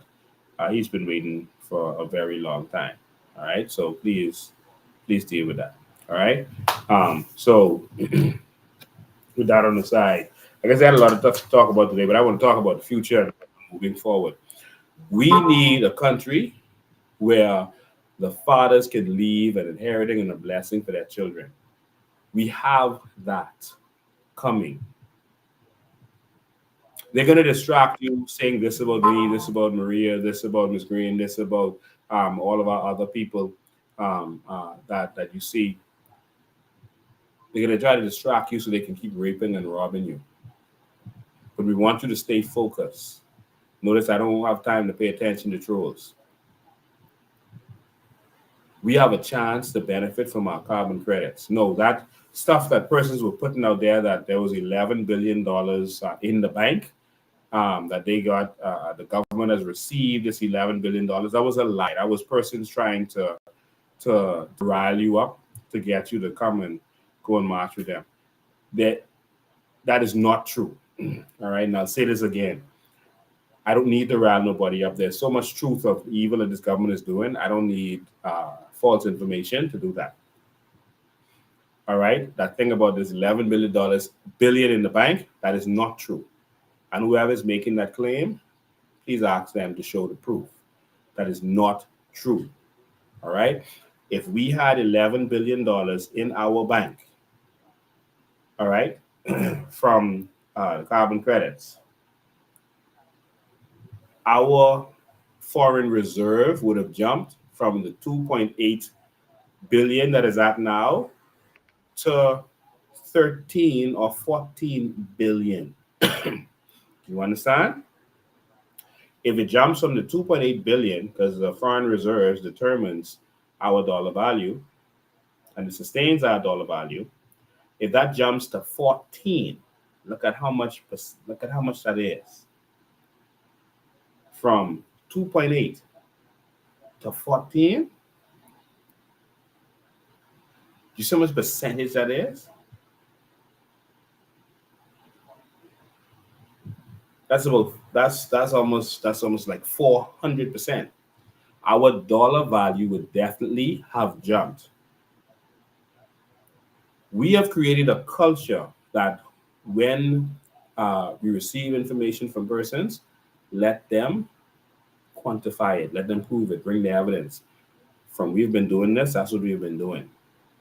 All right. And so that's our new culture. So if you're a supporter of the COI, don't let these people come out of nowhere trying to convince you of stuff without them bringing some solid material proof or something that makes sense. All right, so our dollar value is not risen, and our foreign reserve is at a certain amount. All right, that's all I'll say about that. But there were blue bonds that were issued in the amount of $11.37 billion, but they don't have access to it yet, and they're trying to do some things to get access to it. Hopefully, we become the government before they're able to get access to that. All right. And so we have to do something for our children and our young people. We have to transform this country, all right, in that vein. So I'm sorry I wasn't able to look at the text. It was difficult for me to see the text up to this time. All right. Let me look at your text now. Oh, someone says, you ain't making no sense, Lincoln. Okay, beautiful. That means you don't understand what we're talking about. So if I'm not making any sense, just simply call in. The line is live. Whatever I'm not making sense with, you can call in and make sure that we make it make sense. Or I may be wrong about something. This is your chance to call in 803-5995 and show me where I'm not making sense so we can start making sense. That's why we do it. So we don't need just trolls just making statements. If anything I've said doesn't make sense, quantify it. Just call and say, Lincoln, this don't add up. And in the end, you know what I might say? You know what? You're right. Thank you for the correction. This is the direction we were going. I was wrong all that time. Because that's possible. All right, so we don't need just trolls or they're just saying stuff. Just call and say, this specifically doesn't make sense. All right? And this is what really should happen. Or what you're saying doesn't add up. And I would gladly oblige. I hope it isn't that what doesn't make sense is leaving an inheritance for our children. That may not make sense to you. Good afternoon, you're live. Hey, good afternoon, Mr. Bain. Good afternoon, Mr. President. Good afternoon, Bahamas. Good afternoon, COI family. They're talking about leaving an inheritance for your children. That is so important. It is so important. But something crossed my mind. Why would the government want to build maternity hospital on private land? What about all of this crown land the government have?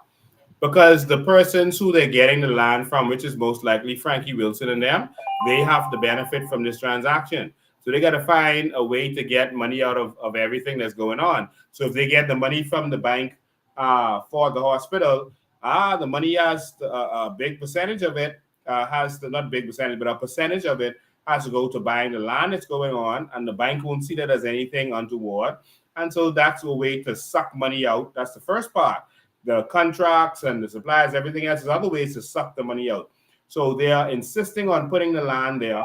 If you go to that land, you will notice that it is below the road. All right? I think I'm going to put out this week. If you go where they are putting that hospital, the road is probably 4 feet. I'm just guessing, right? But probably 4 feet above the land. When you go on the side of the road, it goes down. That's how low that is. And they were saying that they couldn't do it in Gladstone Road, but where we have the crown land, because the area is too low. That's nonsense. That's absolute nonsense. They have areas in Gladstone Road and off JFK that is hills.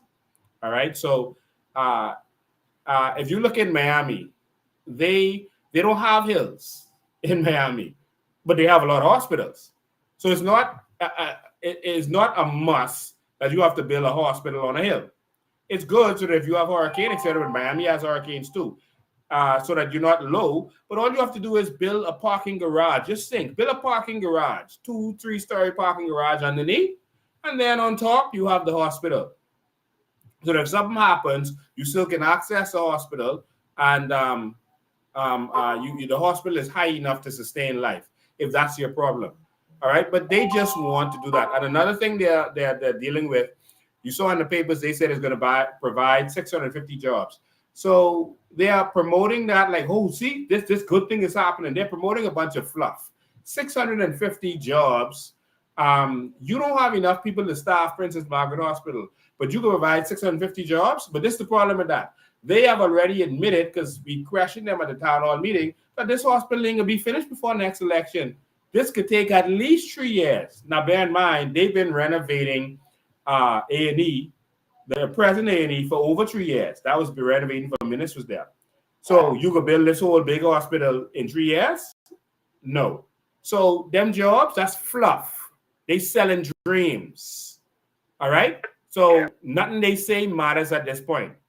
Mr. Bain, I recognize that for many, many years. Why would the government be renting buildings to put our government agencies in? And we have crown land all over the place. That is how they steal money from the treasury. The government, instead of building buildings that they can put these stuff in, they steal money from the treasury by giving political cronies and former politicians these leases. So they'll take a little small building and give them a $10,000 lease. All right, ransom of them own immigration, or they give them a lease for that. They find these leases to give to each of these people. You saw, what's his name? Peter Turnquest. He had a house what do you call it? A condo in Nassau that he owned, and he was letting the government pay him, all right, himself, to live in his condo in Nassau. All right, this is the kind of criminal stuff that they do. And I mean, and people still wore a red shirt and went to the FNM convention. That's a problem. So I can't say they do that. yeah, so this is what they do with the buildings. And I can tell you what we are going to do is an audit is going to be done of every process that you need in the Bahamas. So for example, if you go to NIB and they say you need a birth certificate first before you do this, or you need this or whatever documents, everything where you need a document from any institution is going to be in one building.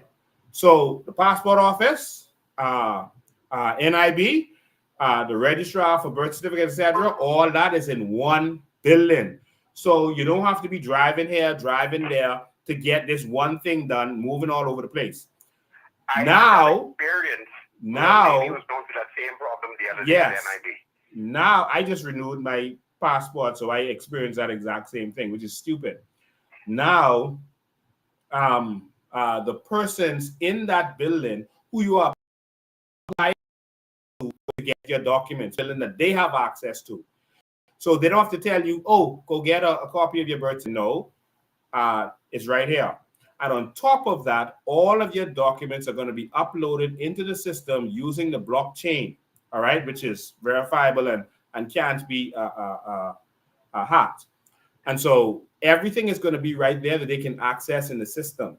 And it's going to be one building where everything is done, so you don't have to go all over the place for anything.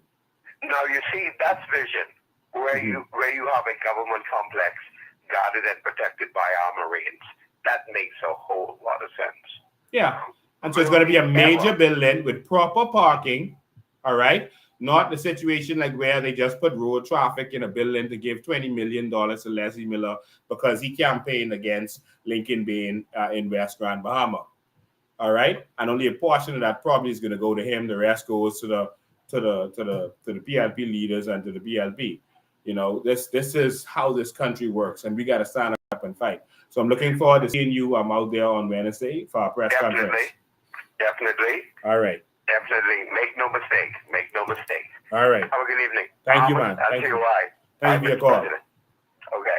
Yeah, so we just need a country with vision. We can't talk about everything every time we go live, but there's a lot of vision that we're going to be presenting to people. But guess what? Some people are saying, oh, if Lincoln Bain and them get there, they're going to do the same thing that other persons did. Well, you know for sure, guaranteed that the FNM and PLP are going to rob you, going to rape you, going to tax you. You know that's guaranteed. So to go to them, don't make no sense. Call it. All right. Call it live. Yes, good afternoon, Mr. Bain, and good afternoon, Bahamas. Good afternoon. Mr. Bain, I don't know if you know, well, I guess you do know, what's the name? Melvin Evans, a.k.a. the Bulldozer. Okay. Okay. He made a suggestion that I was thinking about, saying to myself, the prophet need to get out of my head because he made a suggestion about. Oh, Marvin Evans. Okay. Bringing in, yes. He was bringing in all these illegals for voting law, right? And he made a suggestion to the fact that, since we're getting some money, we can probably vote on the fact that maybe we can give if they say they could vote, we'll give them, say, $5,000 for 5 or 10 years, just to take the votes, just to help us win this thing. And I'm willing to do that. I mean, I don't know if you are up to that suggestion, just so that we can. I don't understand. What do you think? Give who $5,000? He was saying that give the illegals. I mean, the ones that the paper behaviors. Just say give them like $5,000 for 10 years, just so that we can help us win this country and fix this country right. I don't know if you heard his suggestion that he made one time on one of his. Oh no, I didn't hear that suggestion. Okay, I was thinking about it too. I was saying to myself that prophet need to get out of my head because he's thinking some of the things I'm thinking. I think it makes some sense as far as if they can vote, then we can go ahead and, since we getting a certain amount of dollars, the Bahamians will get, whatever you say. I'm sticking with you when you say we all could be millionaires, but say that we can give them, say, $5,000 a year, all right, for 5 years or 10 years or whatever the case may be, just so that we can take this country back, fix it, and do what we got to do. I'll hang up and listen to your response. All right, thank you for your call. Thank you. All right. I don't fully understand exactly what you're suggesting. Bahamians are going to benefit from our natural resources. Illegals are not. They're going to. Well, you're gonna have to come here the right way. If you come here the right way, you're going to benefit from a nation that is building fast. The way Dubai and these other countries did, we believe that we can do that. And that's that. But if you're a Bahamian, you are going to benefit from our natural resources. I don't have to expound on that. If you are Bahamian, you are going to benefit from our natural resources. Let me say that one more time. If you are Bahamian, you're going to benefit from our natural resources. Now, moving forward, no one will be able to be naturalized to become a Bahamian. All right? No one will be able to be naturalized to become a Bahamian. All right? It's going to be just like they do in Dubai and those other countries. Let me take this call. Good afternoon. You're live. Good day, Mr. Payne. How are you doing? I'm good.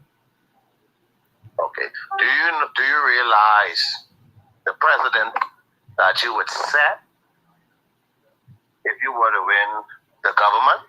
The presidents that you would set in the Caribbean, because we know most of our Caribbean islands are plagued with the same issues governmentally that we are plagued with. You know, the presidents you will set, you'll be like a trailblazer that all of them can follow, because a lot of them, they're plagued basically with the same thing. Yeah. So you will be the poster child for good and great governance in the Caribbean, my brother. Yeah. So what you're doing is bigger than you think. Yeah. It's way bigger than you think. You're setting a precedent. Yeah. A great precedent, a change, a revolution. Yes. That none of those Caribbean leaders have the nerve to take on. Yeah. So you will be the voice of its kind, my brother. So continue on, my brother.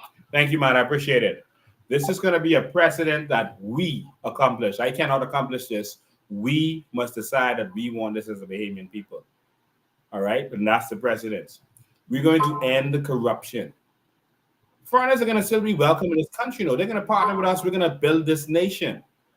But foreign companies are not going to have to worry about people begging them or wanting something under the table from them for them to be able to do business in the Bahamas. Those days are going to be over.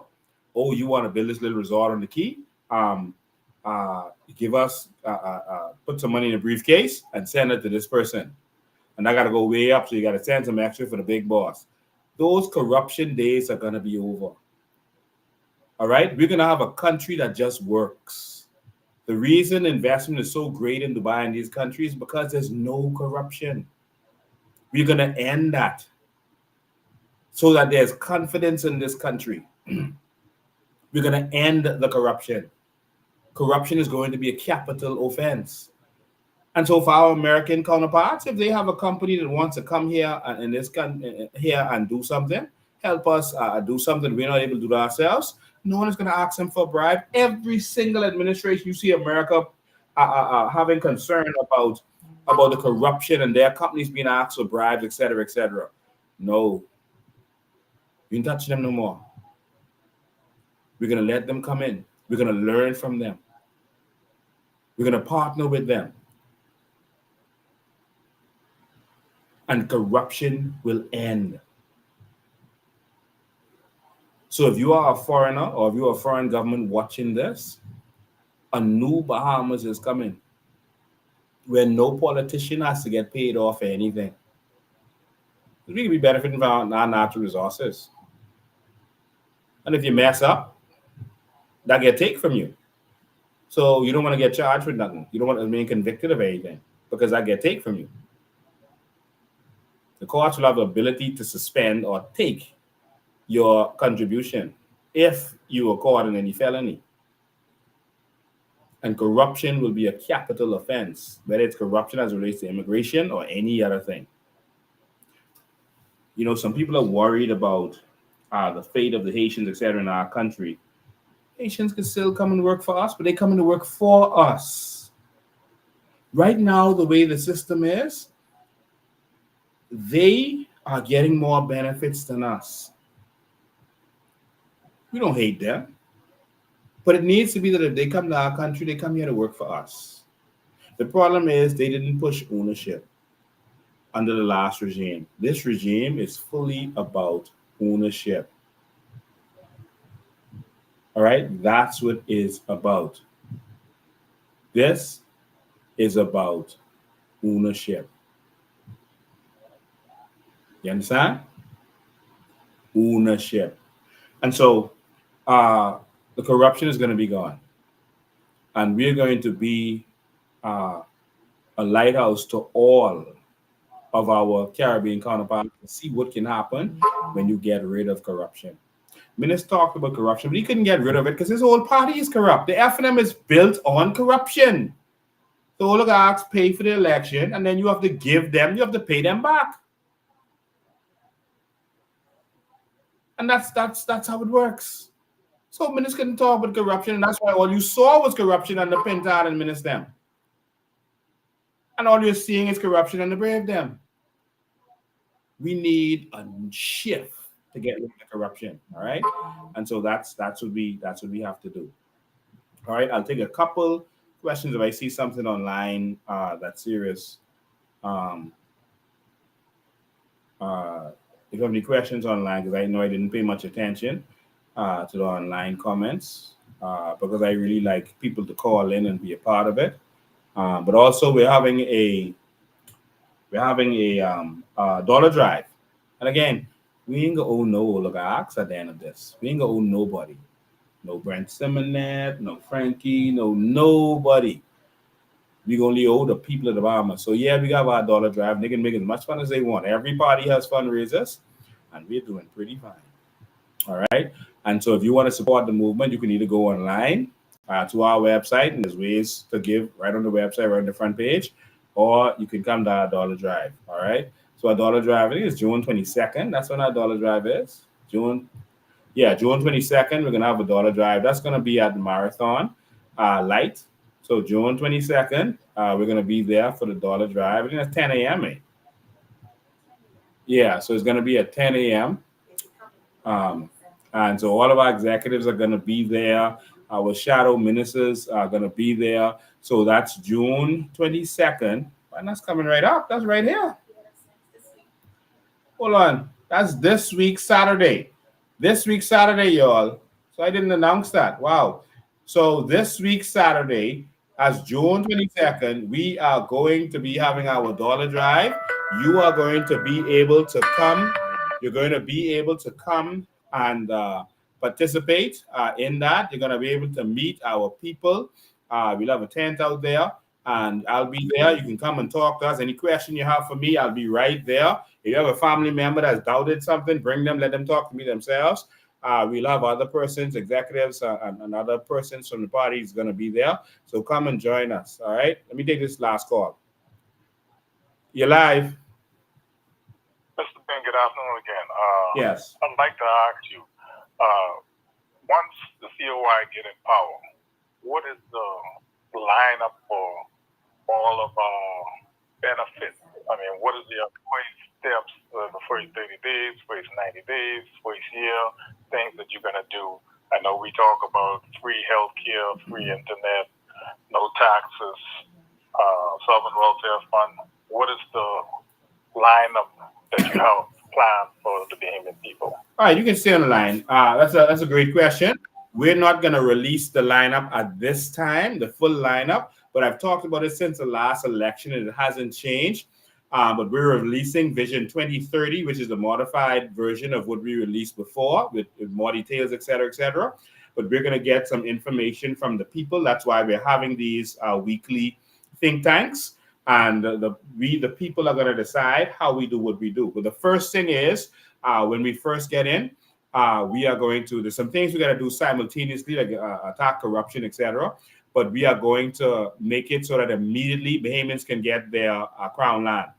All right. Every living Bahamian will be able to be entitled to crown land. That's something that doesn't cost the government anything, basically. So that's one of the first things we are doing. We're going to let persons identify crown land that they're interested in. And we're going to make sure they get those things right away. We are going to I don't know how much information I should give out, but we're going to immediately start soliciting customers for our sand. The world is running out of sand, and there are countries that need sand. We talk about it in Vision 2025. You have countries like China that's trying to build more room. They built 4,000 square miles of land, big as Andres. They built a lot of land as big as Andres just by reclaiming the sea. Singapore is running out of land. They need sand in order to do that. Malaysia, they used to buy from Malaysia, but the Malaysia is running out and it's not renewable for them. It's renewable for us. And so we're going to identify the countries. Australia is built up off of selling raw material. They don't refine anything, but they sell raw land. They sell sand. They don't have the good sand like us. They have the dirty black sand. We have the best. And so we're going to immediately identify countries that want it. The Belt and Road Initiative with China needs sand. America was pushing a big project, a building project, $2 trillion. We are going to make sure that they're able to get the raw material sand that they need for this. And we have ways that we're going to do it, negotiate. I'm not going to release that right now.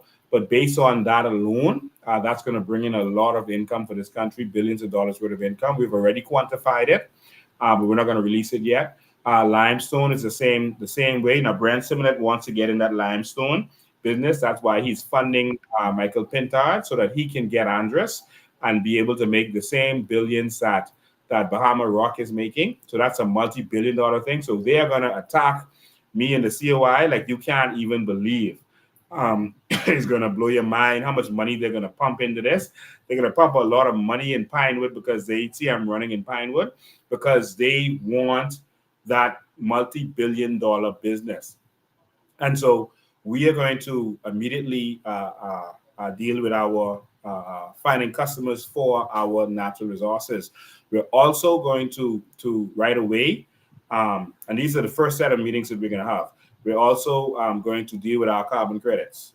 We already know what to do. We're gonna join markets and actually form a market so that we can actually sell our carbon credits so that when the year rolls over, we can start having persons benefit from our carbon credits. Now, we talked about other things that Bahamians are going to benefit from. We talked about Bahamians benefiting from free electricity. So immediately we're going to identify companies or a country that is willing to build solar plants for us on a large scale, so that not only can we supply solar to the entire Bahamas, but we can sell solar to our neighbors. Australia is doing it right now with Singapore.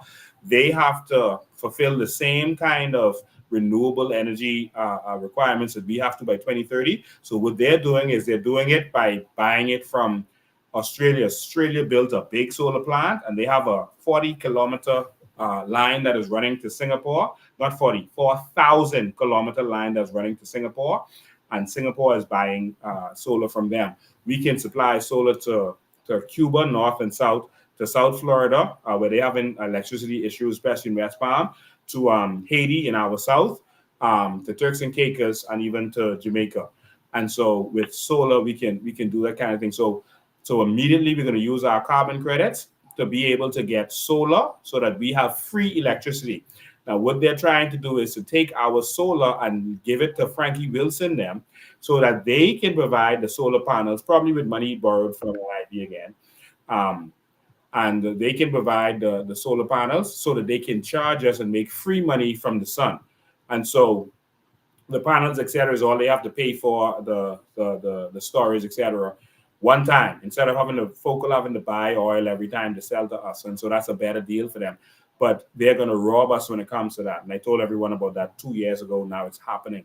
But we are going to make sure that every Bahamian has free electricity and that we are making money from selling our electricity. So that's one of the first things we're going to be to offer. And so only the time it takes to build our solar array is what's going to determine how long that takes. Okay. And so so free electricity is only going to be for personal. So for business and for foreigners, you're going to pay. All right. So for personal, it's going to be free. Take that extra money you make in and open one business or something to better the economy. We talked about let's talk about free water. All right. It costs $17 million right now for water, for water and services to supply water. Excuse me, and they're not doing a job of that. And so we're going to make sure that water is a human right. And so water is delivered to every single Bahamian free of charge. So water is going to be delivered to each house up to a certain amount. So we'll determine how much gallons of water is supposed to supply a normal house. And so once you go over that, so let's say it's 2,000 gallons. It's not anything 1,500 gallons, but let's say it's 2,000 gallons for the month. If you go over that 2,000 gallons, you're going to pay extra money. So you're going to pay more than you're paying now. The reason being, we don't want people just leave the water on and don't care about it and cause wastage. So you're going to get free up to the normal amount. And then if you go over that, then you're going to pay. And that's to discourage you from wasting water. All right. So that's what we're going to do. And if it's 70 million, we can do that now. I mean, brave them wasting 70 million on nonsense. All right. On their traveling and all this kind of nonsense. So we can provide we can provide water to the Bahamian people. All right. We talked about subsidizing data and Wi-Fi. We want this to be a connected society for many different reasons. We haven't gone fully into that, but the Bahamas is going to be a fully connected society. And so we are going to provide data for personal use. All right. So all of these things are personal use. So you can still make money from the businesses and the foreigners. All right. But we're going to provide data for your phones, and we're going to provide Wi-Fi for your houses. And we're going to do that through a grid. So, for example, in New Providence, they have a spine of hills that run straight through New Providence. And so on both sides of that, Wi-Fi can be delivered to the people in New Providence. It's easier on the family island because everyone runs through basically one road. That's how we're going to deliver Wi-Fi, that everyone is able to get access to that. All right. And so that's how we're going to provide that. Initially, we're going to subsidize it until everything is built out, we're going to subsidize it with the present companies that exist. In terms of the first one that we talk about electricity, we're going to reduce the load on the grid by 50% with a what they call district cooling system. They use it in the Middle East and those kinds of countries constantly. So Bahama used it. The person who I was billing that is that they're originally from the Middle East, but it's similar than those. But Bahama has a district cooling system. That means they have a system where all the water, cold water, is cooled across the road from Bahama, and that cold water runs through the whole facility, and air runs through it and gives you air conditioning. So that cold air conditioning you feel when you're at Bahama, that cold air conditioning is from a district cooling system. We can have district cooling systems in every neighborhood that delivers cold air to each of our homes, all right, to each of our neighborhoods. Just like we have water running to every house through the pipeline. So pipeline comes to run water to everyone's homes, and that is going to reduce the load on the grid. So we need less solar power for the Bahamas, making everything easier. All right. And so I just should have plugged it into the electricity reform part of it. And so, yes, we want to deliver for personal use free data and Wi-Fi to our people. Also, healthcare. Healthcare is a very important thing. And we are going to reduce the cost of healthcare by focusing on preventative measures. And preventative measures means that you're going to participate in our program. You're going to have to be a part of preventing, be a part of our system, which means that you're going to be assigned a health advisor, a health professional who's going to monitor you and almost like a parole officer, making sure that you do what you're supposed to do. If you're healthy, you don't have much to worry about. You just get your tests on a regular basis. Every year, we make sure you get your tests. Any test that you need is free. All right. One of the problems with our healthcare system is you don't find out you have a problem until it's almost too late. You'll find you have stuff in stage 4 or when it's really a problem. And so most of the people in our hospital is chronic. All right. And so these chronic situations, they put a load on our healthcare system. And so we're going to make sure you have the test so you can catch anything that's going on early. Your tests are even going to identify if you are susceptible to that. So if you have a bunch of aunties and uncles, etc., parents who have diabetes, we're going to watch you. And so if you're already pre-diabetic, etc., we're going to monitor you with a mobile app where we can see how you're taking your medicine. You can put what you're eating in there. Your test can go straight to your healthcare provider so they can see what's going on, and you can be tested for everything to make sure that we can reverse these situations. So I'm trying to put this in a nutshell, but we're going to make sure that you are healthy. Now, if you don't want to participate in our program, you're not forced to, then you do like Obamacare and you pay a small premium for your insurance because the persons who are participating in making sure that they are healthy and making sure that they are part of our system and working on the system, their contribution is by reducing the cost of healthcare in our country. So that's their contribution. So they're actually contributing by making sure they exercise and do what they're supposed to do, making sure they take the test so that we don't have to get to the point where it's expensive. So we're going to reduce the load on the system and need less healthcare professionals, etc. So now we could focus our healthcare on having health tourism that Cayman Islands is now doing with the healthy, where we're providing it for foreigners because our Bahamians are so healthy. And so all of these things are going to be provided first. So first, the simpler things like water. So the land, then the water is going to come first. We're going to hit. And so these are every couple of months, these things are going to be added. And we're going to hit the data, etc. And there's a reason we're going to make this a connected society where once you could be on the beach, anywhere you are, you're going to have Wi-Fi. There's a reason we want everyone connected. All right. And so these things are going to come a month. And then in the second year, we're looking for Bahamians to start benefiting from their checks from whatever it is that we were able to invest and issue to them. So that's kind of a general timeline of what we're going to do. I try to put it in a nutshell and kind of where we're going. All right. Did I answer your question?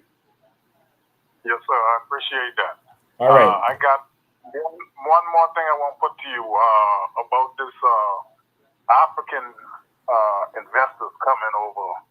I don't know if you mentioned that earlier because I missed the show earlier, the first part of the show. So about the Africans coming in and developing, trying to help develop into this country. How do you feel about that? Africans coming in to develop? Yeah, they saying that they want to come in and yeah, I don't have a problem with any foreign investors sharing this nation with us, but it's time for Bahamians to start investing, not just the small crew of Bahamians that are getting everything.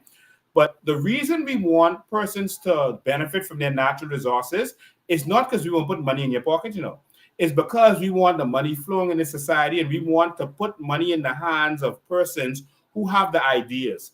Everyone was born with some talent or ideas or something that could benefit society.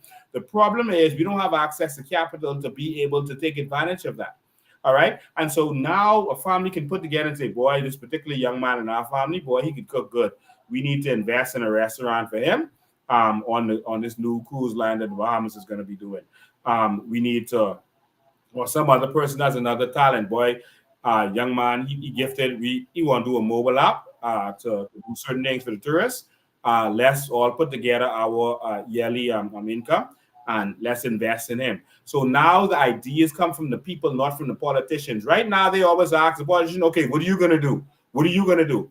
It's not about, America is not about what the government does, because the great things in America were not done by the government.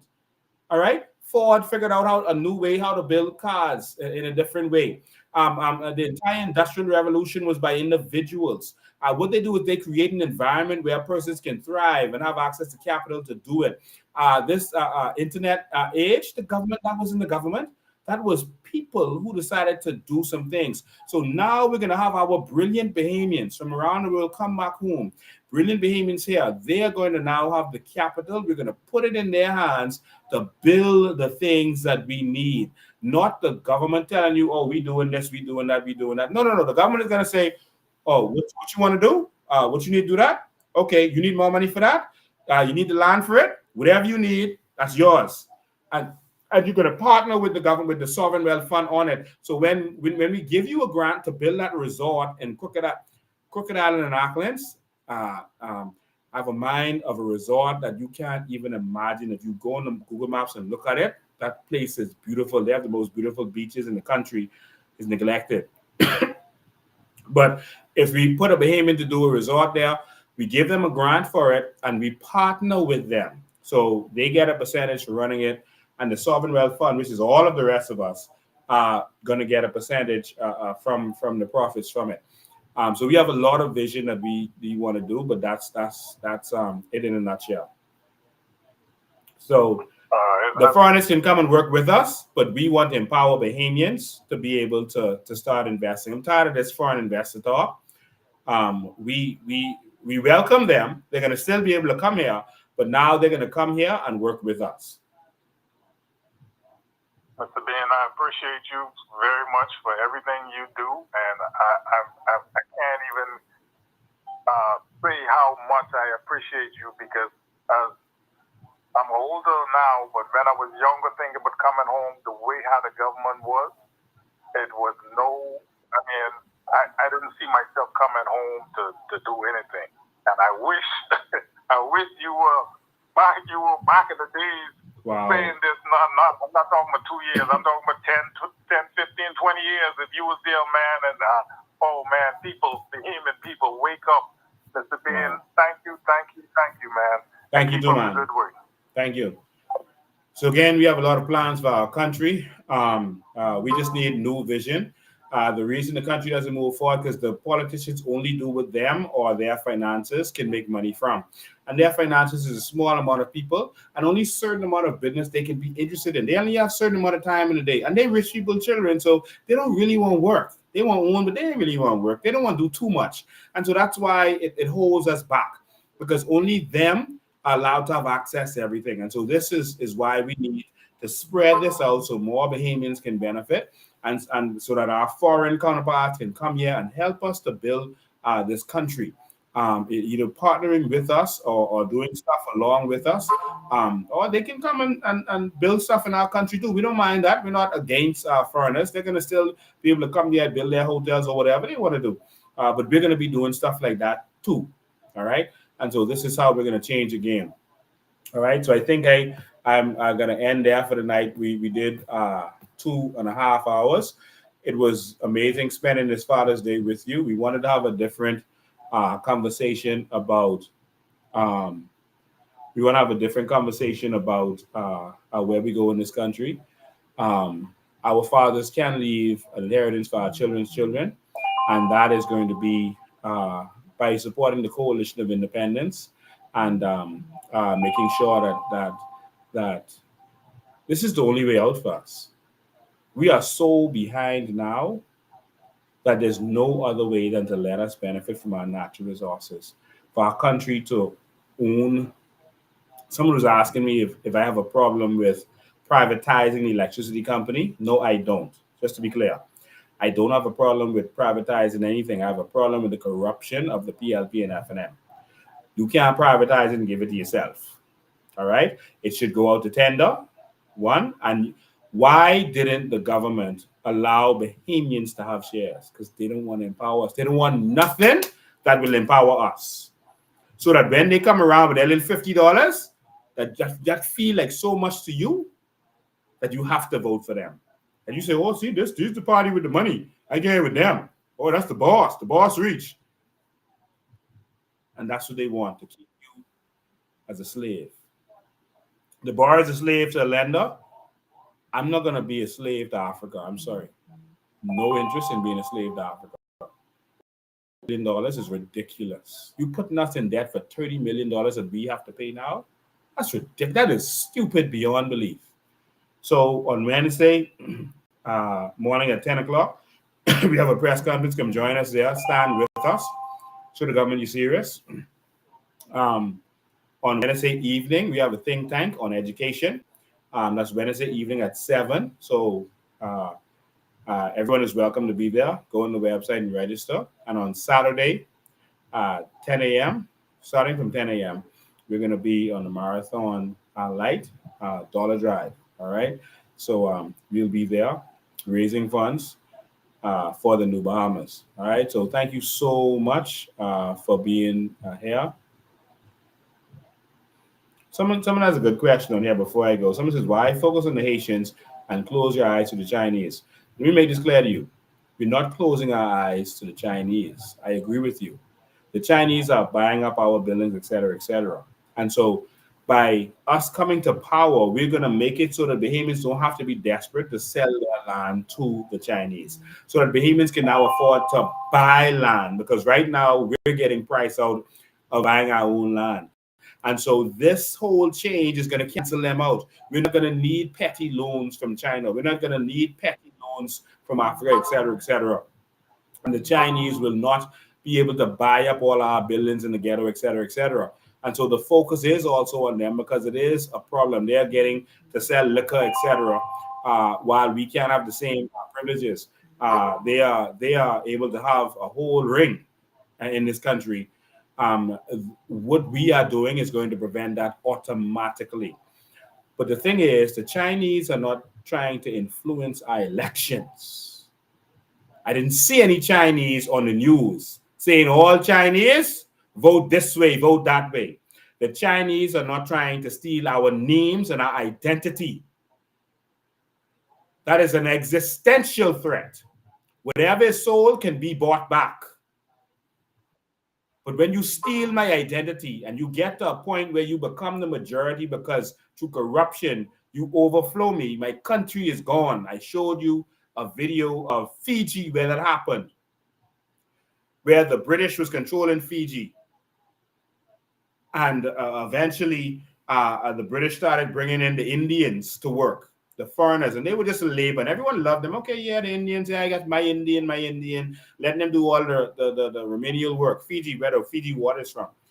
And eventually, the Indians' population was 50-50. And no one paid attention. And the Indians was using that to influence who come the government. And no one was paying attention. And then eventually, the Indians put their own candidate to run. And because the Indians was 50%, the people were busy supporting their same two parties. So they were still stuck with their two parties. So their vote was split for the real Fijians. And all the Indians voted for their man. Whereas before, they was going back and forth between them. And then an Indian in 1987 became the prime minister or Fiji. And then everyone said, hold on, what we just allowed to happen? We were so busy caught up on PLP F&M. It wasn't PLP and F&M, you know what I mean? We were so busy caught up on PLP F&M that we didn't see what was going on. These people outnumbered us. And they had to do to get their country back. They had to have a coup. They had to overthrow the Indian Prime Minister. They've had 4 coups. They had 2 in 1987 alone. So why do we focus on that? Because it's an existential threat. The Chinese, the Filipinos, the Jamaicans ain't trying to be us.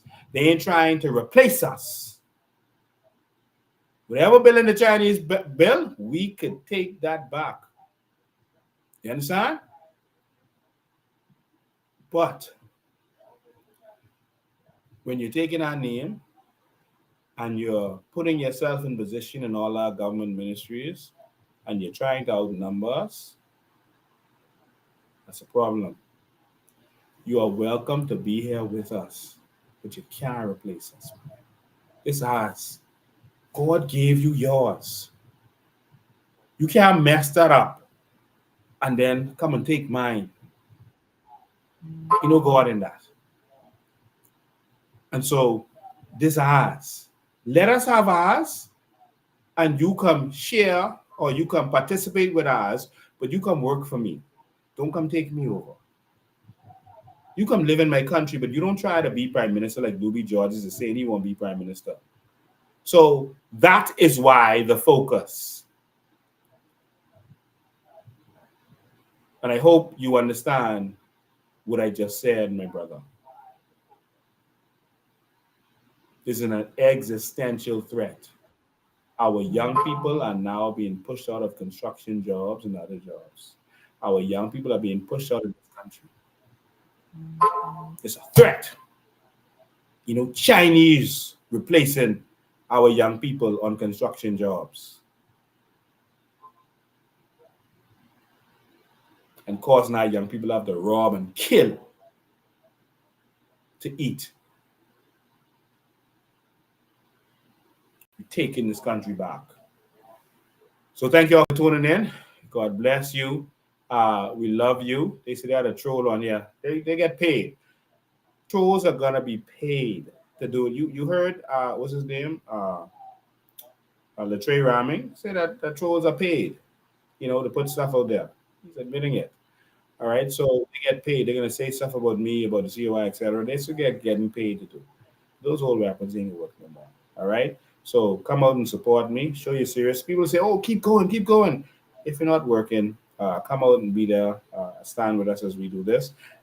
If you are working, take some time off. Let's stand up there. Let's stand up for our one country. NIB, it's going up. And BEC is being taken from us. Ladies and gentlemen, thank you all for tuning in. God bless you. We love you. And spread the word. For all of you who are on your jobs, spreading the word to the people out there, spread the word. Continue to spread the word of the New Bahamas. Don't give up on your co-workers. Keep talking to them. Keep talking to them. Show them what's going on. Don't be ashamed. No matter how much they talk back to you, no matter how much they talk bad, you keep pushing. Because if we don't win this election, it's over. If Pintard them win this, it's over.